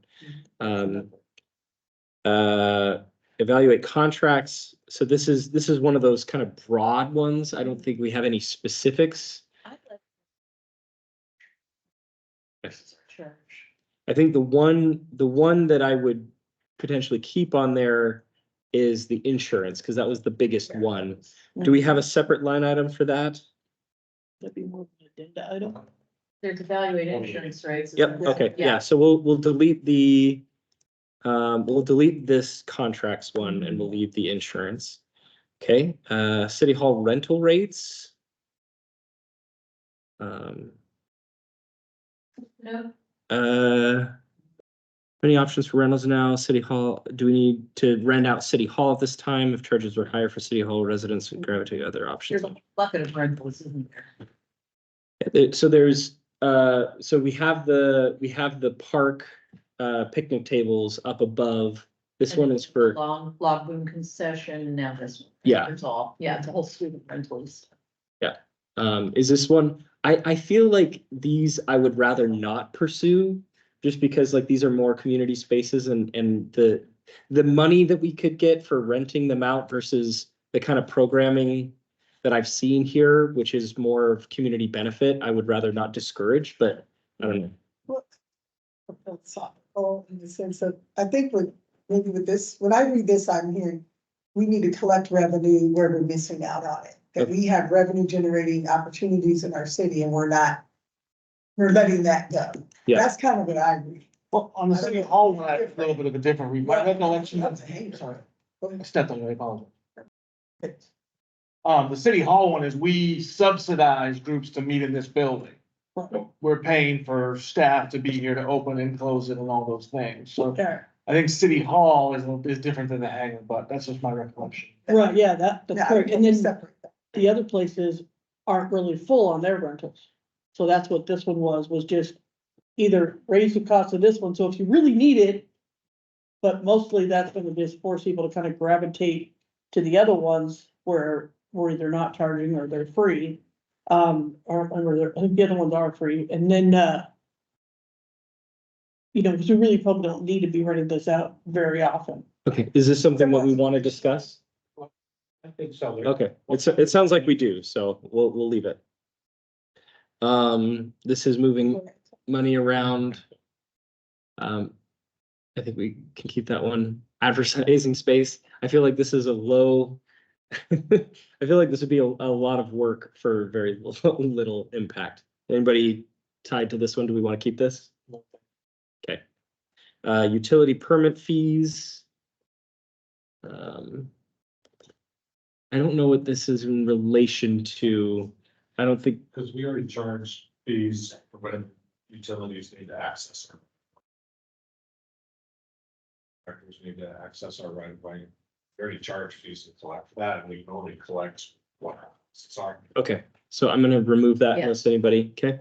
Copy your budget. I have a good. Okay, I think we have on here reducing the mailers and things like that, and so we'll tie that specifically to that instead of just. I think it. Additional. That people have noted that they're concerned about the efficiency. Yeah. Of the city's operations when we start talking about cost. Yeah. Okay. Go paperless. Education on use and assistance sign up for existing community discount programs. This would be We talked about yeah, that one. I don't know if it needs to be there, but I know that was one Like part of the saying. agenda. Yeah, well, There's a lot of good programs that we don't know about. I think we need to have this on here because there's a monetary impact to having the programs and B, facilitating them. So I'd like. If they start signing up. I think the wording of it is outside of our charge, right? Or would you argue that? I feel like if our charge is narrowing a fiscal gap, this is more about a community good. Yeah. It's a recommendation for the city for equitability. Right, but if we say that we're going to charge a utility tax, but as part of charging a utility tax, we're gonna also provide subsidies, which is going to lessen the impact of that, then I think having them on separate lines to say, here's the utility tax, here's the offsetting impact of that because of. And to me, that's a note on the thought about doing something with the utility tax. Okay. Because this goal is to educate the public on available programs for cost reduction.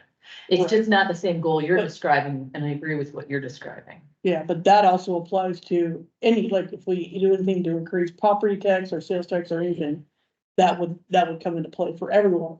Right, I think it's an important concept. I don't think it's a votable for our charge. We did for our last FSP, we did have these items for any item that we thought was, and in fact, like the climate action plan and the housing services programs, the city council wanted to add those to the budget. And so when we were doing our modeling, we said, okay, these programs are things that we are going to also recommend that the city does as addition. And so we need to contemplate that in the holistic view of of the budget. If we only add, if we only cover the gap, but we're not actually considering what are the priorities of the city council or the city, then then we might not be covering enough of the gap.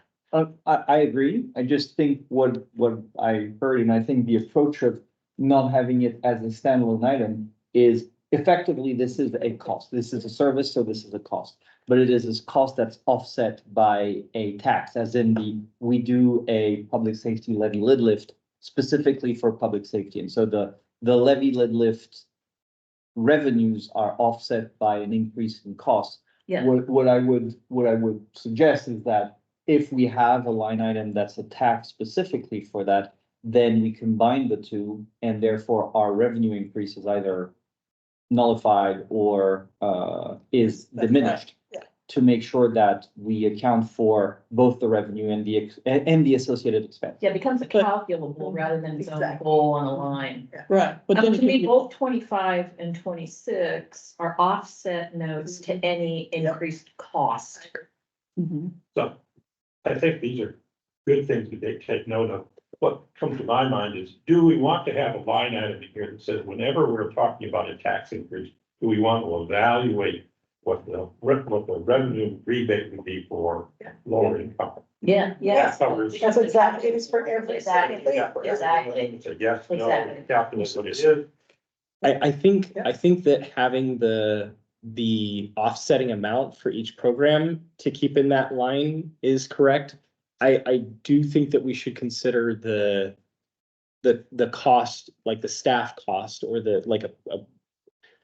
how many additional mailers are we gonna be sending out? Or how much additional staff are we gonna need to facilitate these programs? Because the same person is probably going to do the outreach for property tax discounts, utility discounts. I think it's just worth having a separate line for kind of the outreach overall. We can debate it. Line there, but my concept is the same. We need to capture the cost of the rebate that we're giving. Yeah.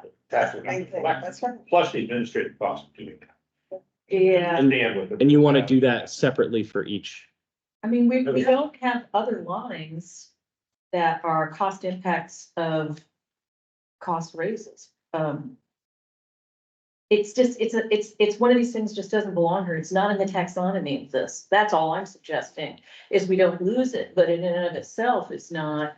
Hard to quantify. Yeah, and it's a recognition more than a calculable in terms of our charge. Well, I think it can be calculable. Okay, so- Like I said, we did it last time. Yeah. I'm just following the template that we did last time. So You calculated We're a new- you calculated the increased revenue, the value of all potential rebates, and the labor associated with delivering those rebates. right. And so the revenue and the rebates, that would be net. But the cost to facilitate all these programs is kind of, I don't know. But I'll leave it. We can continue to Or maybe debate. show us that next time, yeah, they're offline. And ultimately, some of these numbers will be coming from staff. So if they can quantify it for us, then okay. Eliminate events. I feel like this is something that we should have on the list as a votable item, but Yeah. we can debate whether we actually. Yeah, but we likely want to break it down by. Yeah, by event. Okay. Yeah, because I think it was in the balancing act, it didn't really specify that we already excused the summer concerts. Yeah. To like half of what they were before. Where did we go? Okay, parks, maintenance services. I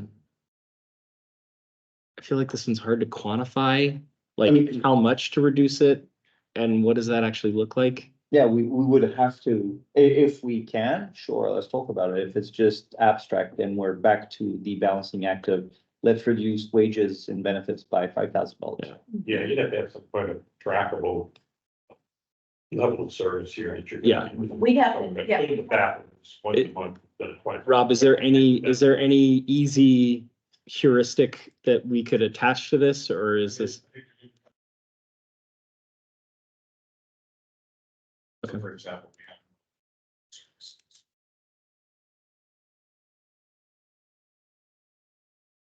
And we do that less often and reduce that, but. Yeah, I would want to barely keep it on as it is, but it's up to you guys. Yeah, for purposes of due diligence and kind of like having a I like the idea of having the comprehensive and saying, we are actively not recommending this. We are voting a 0 on this line item. But I In think which it's, case, we shouldn't have dumped anything, though, right? Well, the others that we removed them because we either couldn't quantify them. Or it was never gonna happen. It could happen, but there maybe isn't willingness from this group to make it happen. which And is- you're unanimous. Yeah, And they were unanimous. Okay, got it. And I like this too, because it is a audit trail for the future. Yeah. And we will be back here. I Oh, also, they thought, what did they think about this? Did they think about Yeah. I also Yeah. suggest we note that, if we end up recommending a municipal park service thing, that this flies in the face of it. Like, we can't recommend both and be a Right. smart team. right. can I Just noting that we have two that are actually, yeah, exactly. It's the private sector. It sounds great, yeah. Can I- use your bouncer voice? No, I'm not gonna use that voice. Can I mention that, the parks, under parks maintenance was one of the areas where people submitted both increases and decreases, and so the average submitted increase for under parks and then parks maintenance, it's had an average increase of 97,000 and had an average decrease of 127,000, so. Just letting you guys know that people Yeah. saw it both ways for that. Yeah, I also think there's a story to tie to this, and I know we're just going through the list right now, but I'll throw it out before I forget it. We just did walkways and waterways, and I think that's been a really popular thing in this community. And then we wouldn't want to reduce maintenance happen. Yeah, the chances of us actually Going recommending in this with are a actually low. 0. Yes. But this is, again, thinking of the service levels, I can't remember what it was, but there's the core services, there's the Basic. basic and enhanced. Yeah. And having beautiful parks is like, or enhanced. well landscaped parks is definitely in the enhanced column. I think we all want to prioritize that enhanced column to a certain extent, so I don't think that we have an appetite for it, but. But it's doable, as Yeah. opposed to the others, which we unanimously said it's never gonna happen. You can't cut your engineering team that approves, like development. I mean, maybe you could, but, Parks is in the basic, okay, because basic is something, basic service may not be needed for safety or required by law. But a basic service is something that cities inherently do. Yeah, right, an expectation of it. Yeah, it's an expectation for cities to have parks. And our maintenance of our city parks is at a very basic level. I've seen say Like, that. don't look too close. I know, that's what you say, Edwards Park. Well, that's not ours. Yeah, we're That not, one there? That's a state. That's a state park. Oh. Yeah. but yeah, if you go, our parks look nice, but don't look too close. Okay. Nah, they're wonderful. They do a great job of them. They do a great job for the results. So we're at one list. So- Public safety.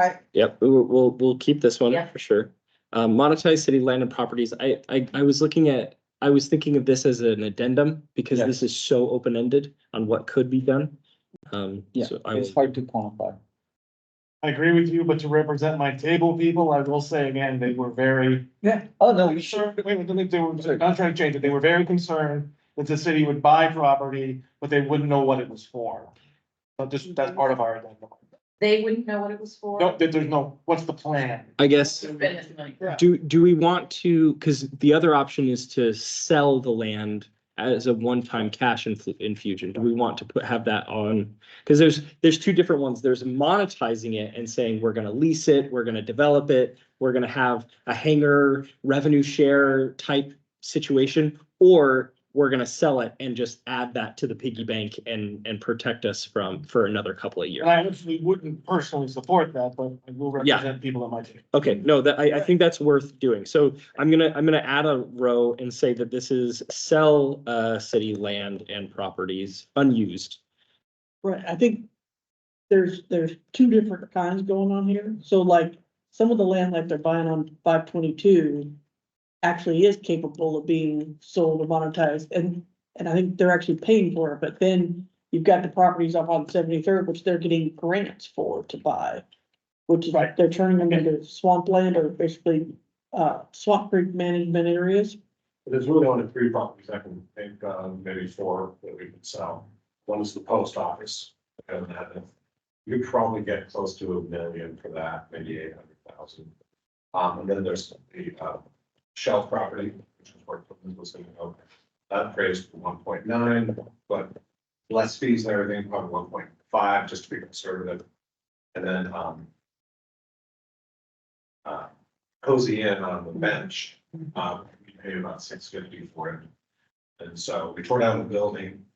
So probably right now, we probably could get less. So my council wants to hold it for a few years, we'll let it appreciate before we sell it. So it's still in the 600,000-700,000 range when we can sell it, before you get it. And then last but not least, this is Not 6 million. Oh, you said 600,000. I got you. 200,000.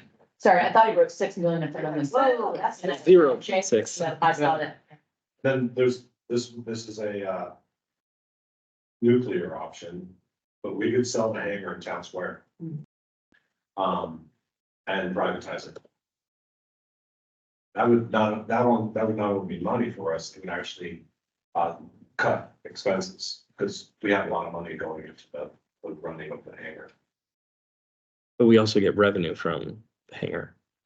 We get a little bit of money from Diva Espresso. Is it net deficit? Yeah, I mean, we care. Yeah. Okay, got it. Okay. Okay. It's without price. Okay, yeah, I can model that out. That's easy. Okay, and then monetize city land. So this will not be a model item, but it will be an addended item that we discuss long-term plans. Grants and funding opportunities. Again, this is kind of an open-ended. I don't think we had any specific items tied to this. We always want to try to get grants. Because we're doing the But I- job. Yeah, I think it's an operation. Yeah. Okay, so I'm gonna remove this line. Yeah. Any opposed? Yeah, I think that was because two Grants different, tend to be one time. Yeah. right, I don't know the grant.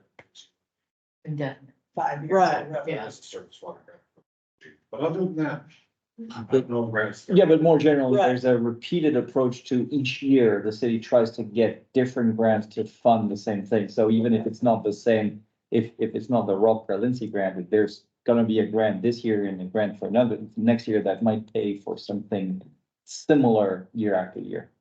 Which is operation. yeah, and I think that went up there because two different department directors said they were trying to find grants when they had time.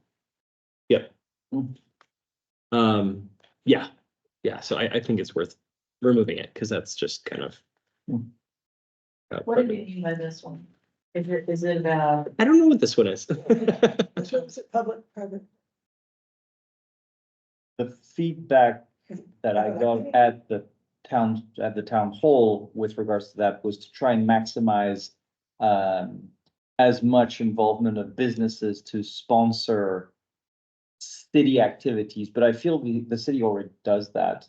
So for example, the boat race that's happening on Saturday has the brewery and something else being co-sponsors of it, so we might be able to do more, but I know it's already something that the city does. The sponsorships I can think of are events. And then also our public-private partnerships we have with recreation that I told you about. That's right. I think that we talked about revising some of those to either charge them for the use of facilities or something like that.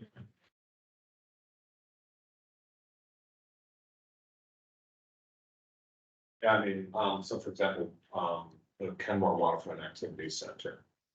We don't charge them rent. Why? Because they provide public programming in return. Could you start charging them rent? Perhaps. You'd probably get about maybe $1,000 on that of them. People that quit. Yeah. Kind of get the in kind, right? Like you're saying. Yeah, the you're kinda in-kind. getting I don't know, I feel like we, And they're providing scholarships also in that agreement too, right? Yeah, so that's part of it, is like scholarships for loan. It's the same with rowing. But we are gonna be charging rent to the rowing club, right? Yeah, that's the plan, eventually, once they get back on their feet. The number there is probably about 1,500. Yeah, 'cause they actually owe us money. Okay. Well, we sell naming rights to the new facility. Yeah. We have that here. Okay, so we'll leave this on there. Sorry? you're recommending we leave that? I'm gonna leave it. Again, it's something that I've heard. I've heard commentary a number of times saying like, why aren't we charging for this? Or, so I think it's worth having on there and for us to say yay or nay. Again, I think I think many of us have a very clear nay, but having it on there and having What's the that. vote? Yeah. Get the vote done. Documented vote, yep. And for these, the other thing is for these that are lower, like, there's a lower likelihood for us to get enough yes votes for it to be a recommendation. We don't have to put as much work into refining exactly how much impact they will have. We can put a ballpark number on there and say, okay, this is a low impact. It's a low, we can kind of narratively do it and then move on, but have it as part of the deliverable. Crowdfunding. Wi-Fi. Oh, sorry, public Wi-Fi partnerships. This feels like a cost. Does anybody remember where this got added? Who added this? Okay, I'm gonna remove it. Yes. Did we talk about a public internet ISP provider?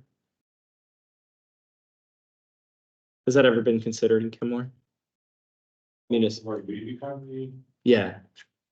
Like, basically, because Comcast and ISPs are generally they're monopolies, they price gouge their customers. And so often cities find that it is cheaper and can provide a higher level of service by kind of owning that utility. And some cities have had success, some haven't. Has that ever been considered in Kenmore? No, I mean, it's kind of glanced by us occasionally, and I always think it's too small. We'll be able to pull something like that off. Okay. That's my knee-jerk reaction. And we have our agreements with, we have agreements with the existing providers, right? Comcast, it's a, Yeah, and we have like franchise fees. yeah, no, we're not allowed by federal law. Franchise fees for the internet portion. That's right. We can only collect franchise fees on the videos. It's a video cable. Got it. Zip is on. Is it knee jerk? You said that you think that we're probably too small to consider that. I think you're probably right. Okay, naming rights. I don't even know. Oh, yeah. What is crowdfunding? What would this be? Please tell the city of Kenmore with their- Is that really? Crowdfunding for park cleanups. Oh, I think that we talked about this in terms of like, not Volunteering? crowdfunding, but fundraising, like a nonprofit fundraising for that kind of thing. We talked a little bit about that up here That would be donation. for event donations and fundraising. So this would be the other side of that, to say like, not, public space maintenance and facilitation. I feel like this is really, really ambiguous, and I don't know if it's worth. Okay. Naming rights. I don't know what that means. The Vincent Chase Memorial. The Chase Bank hangar. Yeah. And then it gives you $1 million bucks. Right. Yeah, I don't. I'm going to delete this one. Thank you. Grant writing team. I feel like this is kind of, so we talked about this earlier with grants and Well, so this would be, I think this is slightly different. This isn't a when possible pursue teams, but rather actively invest in city staff headcount to dedicate teams to maximize grant writing Free. and potential grant allocation to, in the end, invest to get more revenue. I think, given that description, it bears leaving. Okay. Yeah. Okay, that's fair. So as For a vote. now, as Rob said, grants are generally not general fund, right? But I guess, because they're all capital projects. Not all. Yeah, Generally. they tend to be one time in nature and not necessarily supporting operations. That's general. That's generally how grants are. But thinking about how we would go about monetizing the impact. If we were to say, okay, we want Kenmore to hire a full-time grant writing specialist that is going to aid all of the departments and searching out all those kinds of things. We can add the cost of a head count, but how would we go about considering the impact to the general fund? Well, It would be an assumption based. Didn't- At this point, right? Vicente have, when he presented the department, have a significant amount of his team that was fueled by grants? And he's not, in the general fund. No, but Right.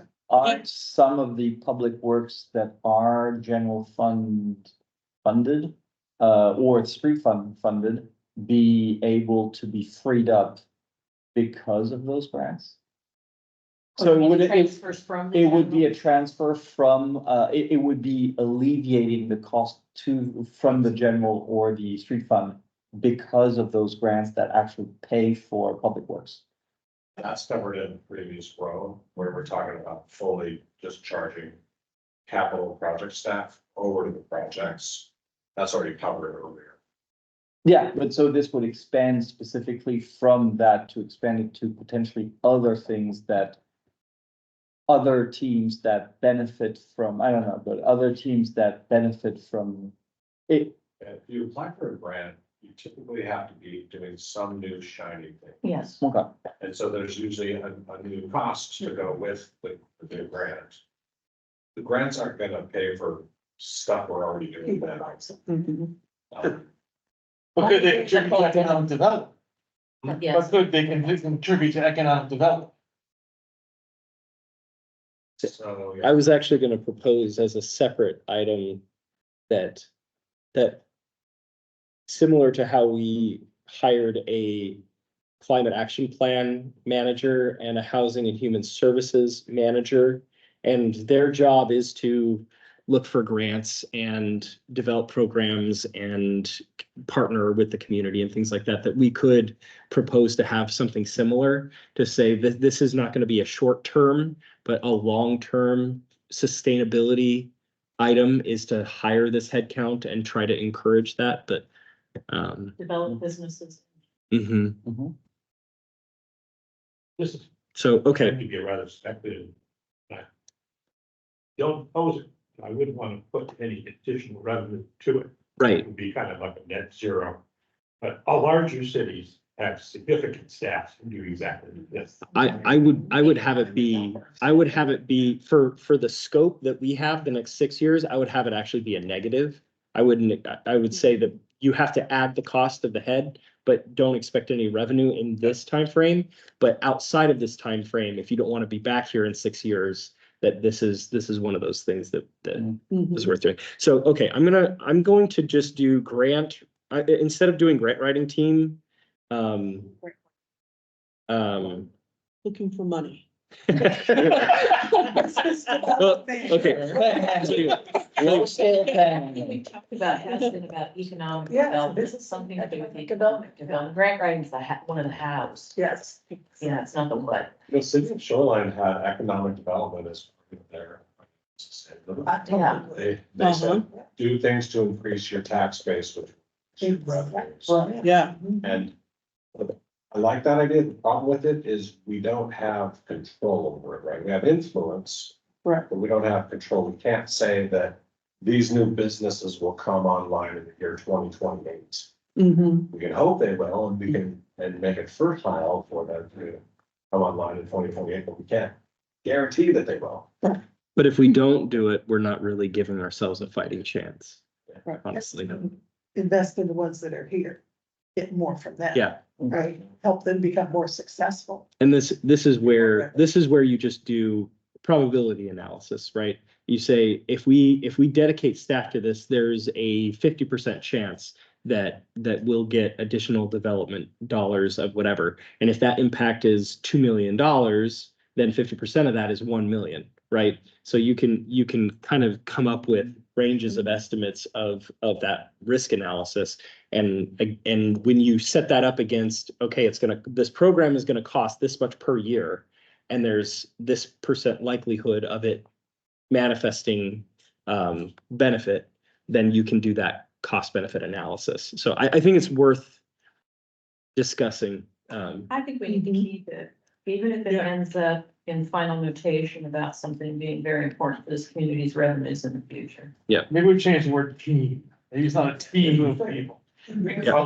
Oh, I'm sorry, I was voting for 34, not 33. I think 33 should go away. Yeah, I'm gonna remove grant writing team, because I think grant writing is just kind of part of the program. It's a day in the life, right? Yeah, it's part of what they already do. It's also capital program focused, even though it can potentially have an impact on the general fund. I feel like it is more capital focused. And so I think it's not worth our time. I'd rather spend our time elsewhere. Right, because really, I think that's gonna end up being, do we come back in 5 years or 8 years? I mean, that can basically link on that time. We never. We're here, everyone. Okay. Yeah, didn't you hear Rob? He said he wants to keep us on. Oh, I'm all for staying on, but I'm not volunteering to present again. Okay, neighborhood investment funds. I don't know what this is. Residents invest in neighborhood projects Never costs. to That offset has been costs. done in the past. Oh, there's- actually. In what way? So, the city was divided up. And I don't know how many different, like, Zones.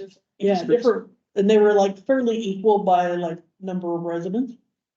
And so like the city staff had meetings with the people from that zone to come in.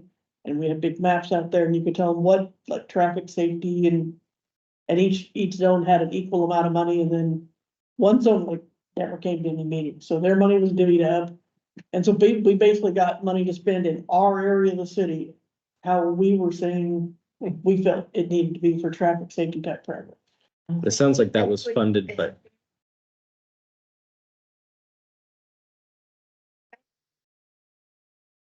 So when you do things like this, you're going to have overweight voices that's gonna be heard, and I'm thinking like segregation, redlining, like I'm kind of thinking there's a lot of equity issue or BIA ones there that I see it as red flag. and I also, it sounds like that was funded by the city. Yeah, Whereas yeah. This sounds like they were trying to raise funds from neighborhoods to fund their own. Which would be a DIA issue. Right. Because some Definitely. areas definitely can Dump raise it. more. Yeah. Okay. The thing it does make me think about is the storm drain program, which I think is good, which is not an investment, but What's that? basically you can adopt a drain.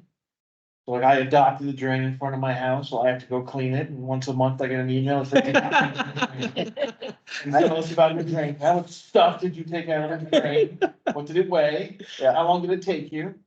Pull a dead raccoon out of there. It's like the Adopt a Highway program, but Adopt a Drain. That's Well, good. because we've already been doing that. Too. Right, I know. That's kind of. Do you really get all those emails? Because I do all 4 in our neighborhood, but I never showed, well, my punch system flows into them, so I have to make sure. Yes. Okay.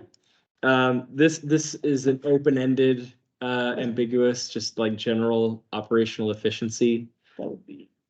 India. I would say it's outside of our purview. Okay. I think we should. We should have it. India.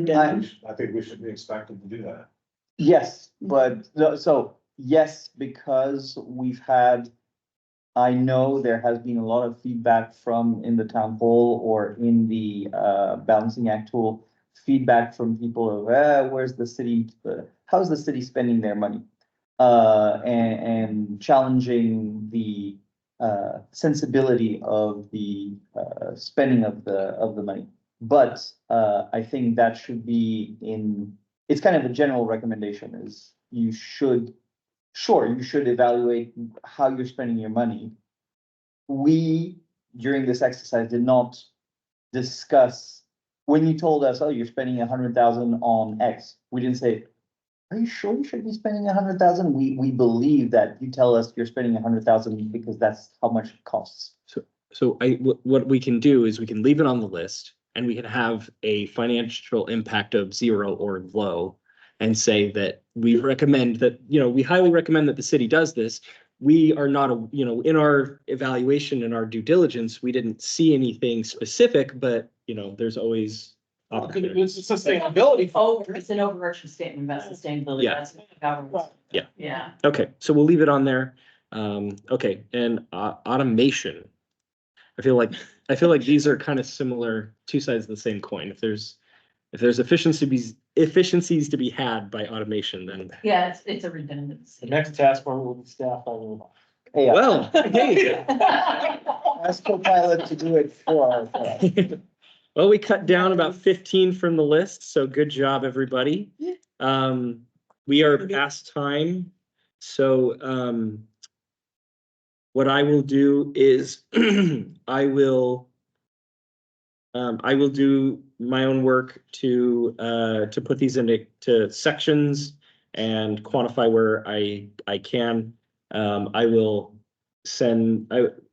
put it in that share location so I can get you and Rob and staff to help us flesh out some of these specific items now that we have our smaller list. Hey, just thank you again for being the designer and keeper of this tool. It's really wonderful. Thank you. Yeah. Of course. Now, there were quite a few things, in that town hall feedback where people had given ideas about things that could be on this list. So are you also gonna go through there? So before you answer, I got feedback from some of you by email today. And I know there's some, you had some feedback, I know you have some feedback. So just for efficiency, if both of you and whoever has remaining feedback, send me the feedback by email. I'll just integrate them in a new version. That seemed the simplest and the feedback I got today. And then I'll make sure I share it with you. And now you can What I'll propose is I'm gonna work with this list. Yep. And next time we come, if we can get just the the ideas Okay. from that, in the shortest list possible, combine and get rid of all the ones that we're already considering and just novel ideas that came out of those. Then we can evaluate those in the same way we did this, and we can add those to the list next. So I'll build that following the feedback that everybody sends. Okay. So next steps for us, you're gonna do some work before we meet again. We're gonna come back to the table and vote, or are we gonna vote in between? How's it gonna go? It will depend on how quickly we can populate some of these numbers. I will have, I'm going to have a section, each of you will have your own column. And so if you want to start voting early and adding your numbers, then you're welcome to. Obviously, it'll be easier to do when we have more details fleshed out, but if there's some of these that you're like, yeah, we should absolutely be doing that, that levy lift for public safety, feel free to add your score and commentary. And so again, and just to I haven't added it yet to that copy, but essentially you're gonna have your own column here. And so, for example, I'm going to go here and I'm going to say, okay, increase the electric utility tax from 4% to 6%. So I'm going to go in here and say, I'm going to say that pursue this as a last resort because I don't want to increase utility tax. And if I want to add additional commentary, then you can just add a comment here. And I'm going to say, utility tax is regressive, etc. You can type out a comment as long as you want, and so that your comment will be attached to your score. So if you have specific nuances or what you're thinking about that, that's how we did it last time, and the council really appreciated it. And then following that and our discussion of next week, I'm assuming there is a nice write-up that then gets presented to Rob to take forward, right? Yeah, so Who does the nice write-up? we will actually give them this spreadsheet with all the numbers, and then we will attach a memo that kind of summarizes, these are the items that we're recommending the council go forward with. And these are some of our other considerations, just like last time, I think it was like 2 pages or something. It was pretty reasonable. I'm happy to type that up, kind of like once we've had all of our deliberations. I'm sure staff can help us with that, but that's kind of how it went last time. And what's our drop dead to you guys for that? So, I'm actually gonna present your recommendations to the city council at the retreat on April 26th and 27th. And then again on May 6th, which is a public city council meeting as well. Hey, can I offer some things? So one thing I want to make sure, Linda, are you gonna work with Jeff in filling in these fiscal impact numbers for the blank? Yeah, Okay, stuff that, yes. all right. And then are you guys gonna, is this like a shared document where you're gonna go in and do your scoring outside of this meeting? Yes. Sweet, that's gonna save you time. Yeah, so the scoring will happen outside, add your commentary outside of the meeting. And next week, we are meeting next week. Next week, I would like to take that time to focus on the potential of success and considerations. Is this councilmanic? Is this a voting? Let's talk about like how we frame it to the public, those kinds of things. I want to try to get our thoughts on those.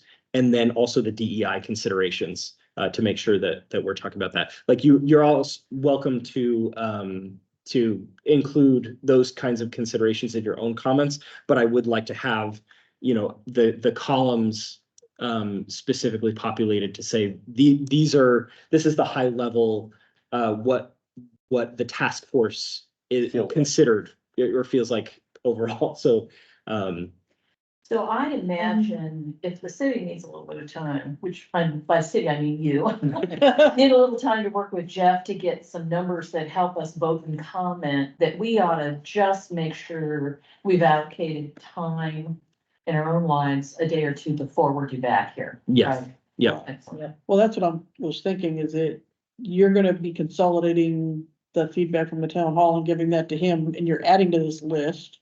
And then you're populating all those numbers. And then, so we're gonna have 50-something ones to discuss, potential of success on. I'm not picturing, and then also writing this 2-page, I'm thinking there's probably a high likelihood we're not gonna finish this all next week. It might be easier to, arrange the next week also if we need to. Based on Rob's, Right, yeah. If we can, if you have to meet that Wednesday, right, you can, we can fit it. Be flexible, but I hope you can get it done next week. Right. Yeah. A couple of things, do you have any money lift options here? Yes. Yes. Yeah, we have, Where are they? we have, two, right? Public we have a safety. public safety levy lid lift, and we have, Hey, Transportation. Jen, wasn't it just a general lid lift? It should be, no, the MPD. Oh, MPD, yeah. Oh, yeah, that's right. Public safety and Where's the metropolitan. map? That was the very, very top.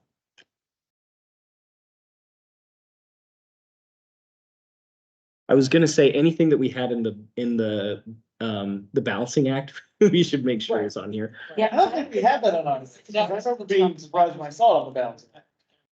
Yeah, we talked about it.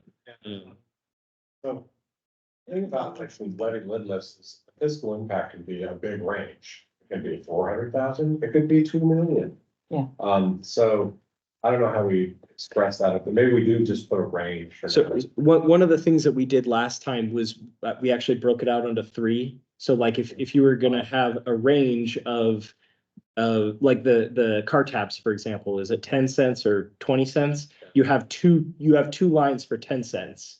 And so the first line is the first 10 cents and the second line is the second 10 cents. And so you can say, just like with the balancing act, you can say, I vote 3 for the first 10 cents, but I vote 1 for the second 10 cents. I know we're rare, but I need to give you guys some other kind of political context. Can I do that real quick? So,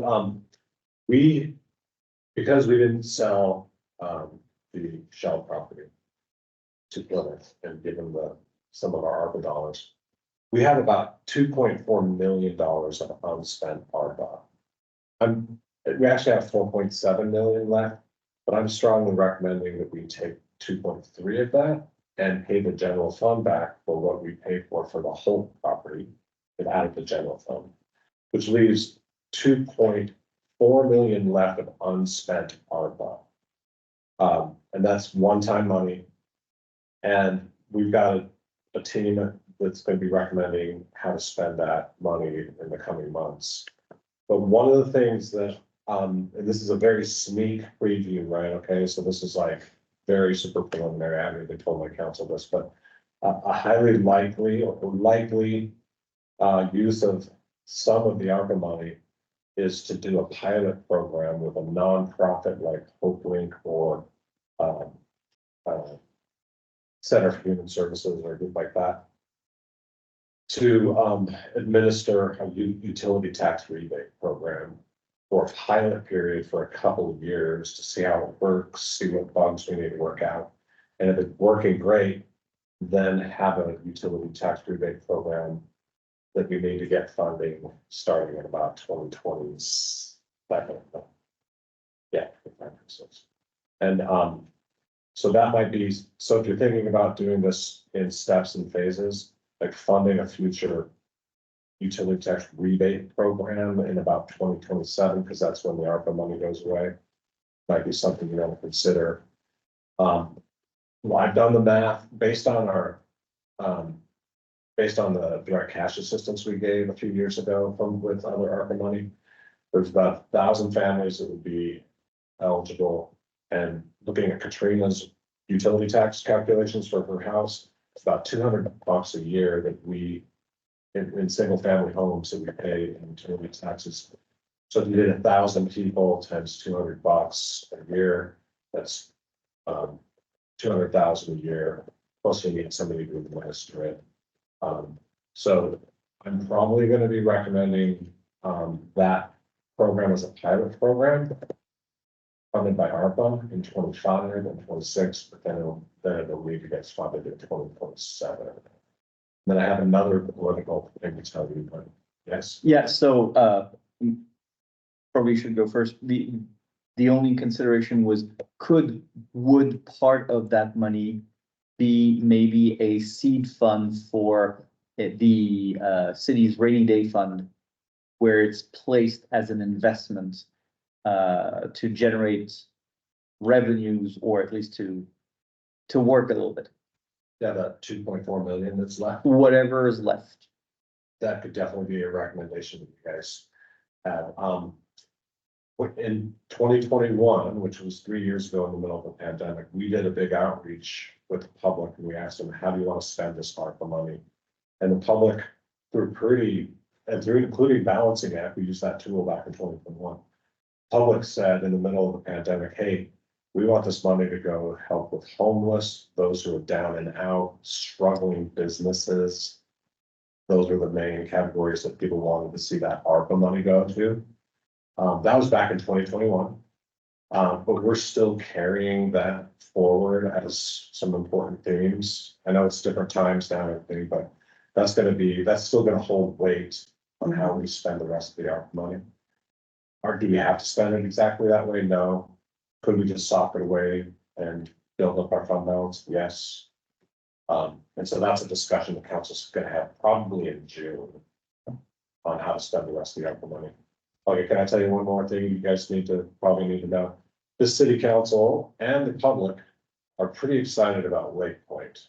And many of you have been following it. We're in a unique window of time right now where a developer that does not have the property tied up and under contract. And so what that does is allow us to go and negotiate with the property owner directly. We're looking at buying a portion of Lake Point And we're looking at getting a lot of grant dollars to help us buy it. But we'll still need city funds to match those grants. And then we gotta develop Lake Point and apply for more grants. And it's quite possible that we could be going to the voters in November of this year or next year for some sort of property tax measure to come up with our share of the cost. And we gotta do due diligence on the property, we gotta do testing and working with Department of Ecology, and that takes a year and all that, so we wouldn't actually close on the property until sometime next year. But one idea is to go to the voters to form a metropolitan park district now to create that mechanism. And then when we close on the property, then the rate would kick in on the property tax to help us buy Lake Point. Could, and you have it up here, is, could a metropolitan park district help offset the city's current operational costs when it comes to park and rec? Yes. Could it do both? Could it help offset operational costs and help pay for Lake Point? Yeah, if the appetite is big enough, if the voters' appetite is big enough.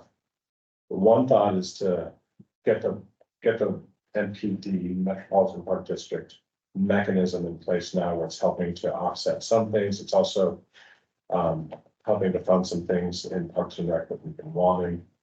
And then later come back with the rate to actually close on Lake Point property and buy it. So I know that's a lot to digest, and you probably just have a zillion questions, but I just want you to have that context, and that's going to come up at the retreat on April 26th. Council has asked for us to give them funding and timing options on acquiring a portion of Lake Point. So, and just to give you a little more info, we've applied for a conservation futures grant to purchase the shoreline of Lake Point. It's about 3,000 linear feet of shoreline. It's a 150-foot buffer all the way around the shoreline. And we've applied for a conservation futures grant for that. That would pay about 3/4 of the cost of buying it.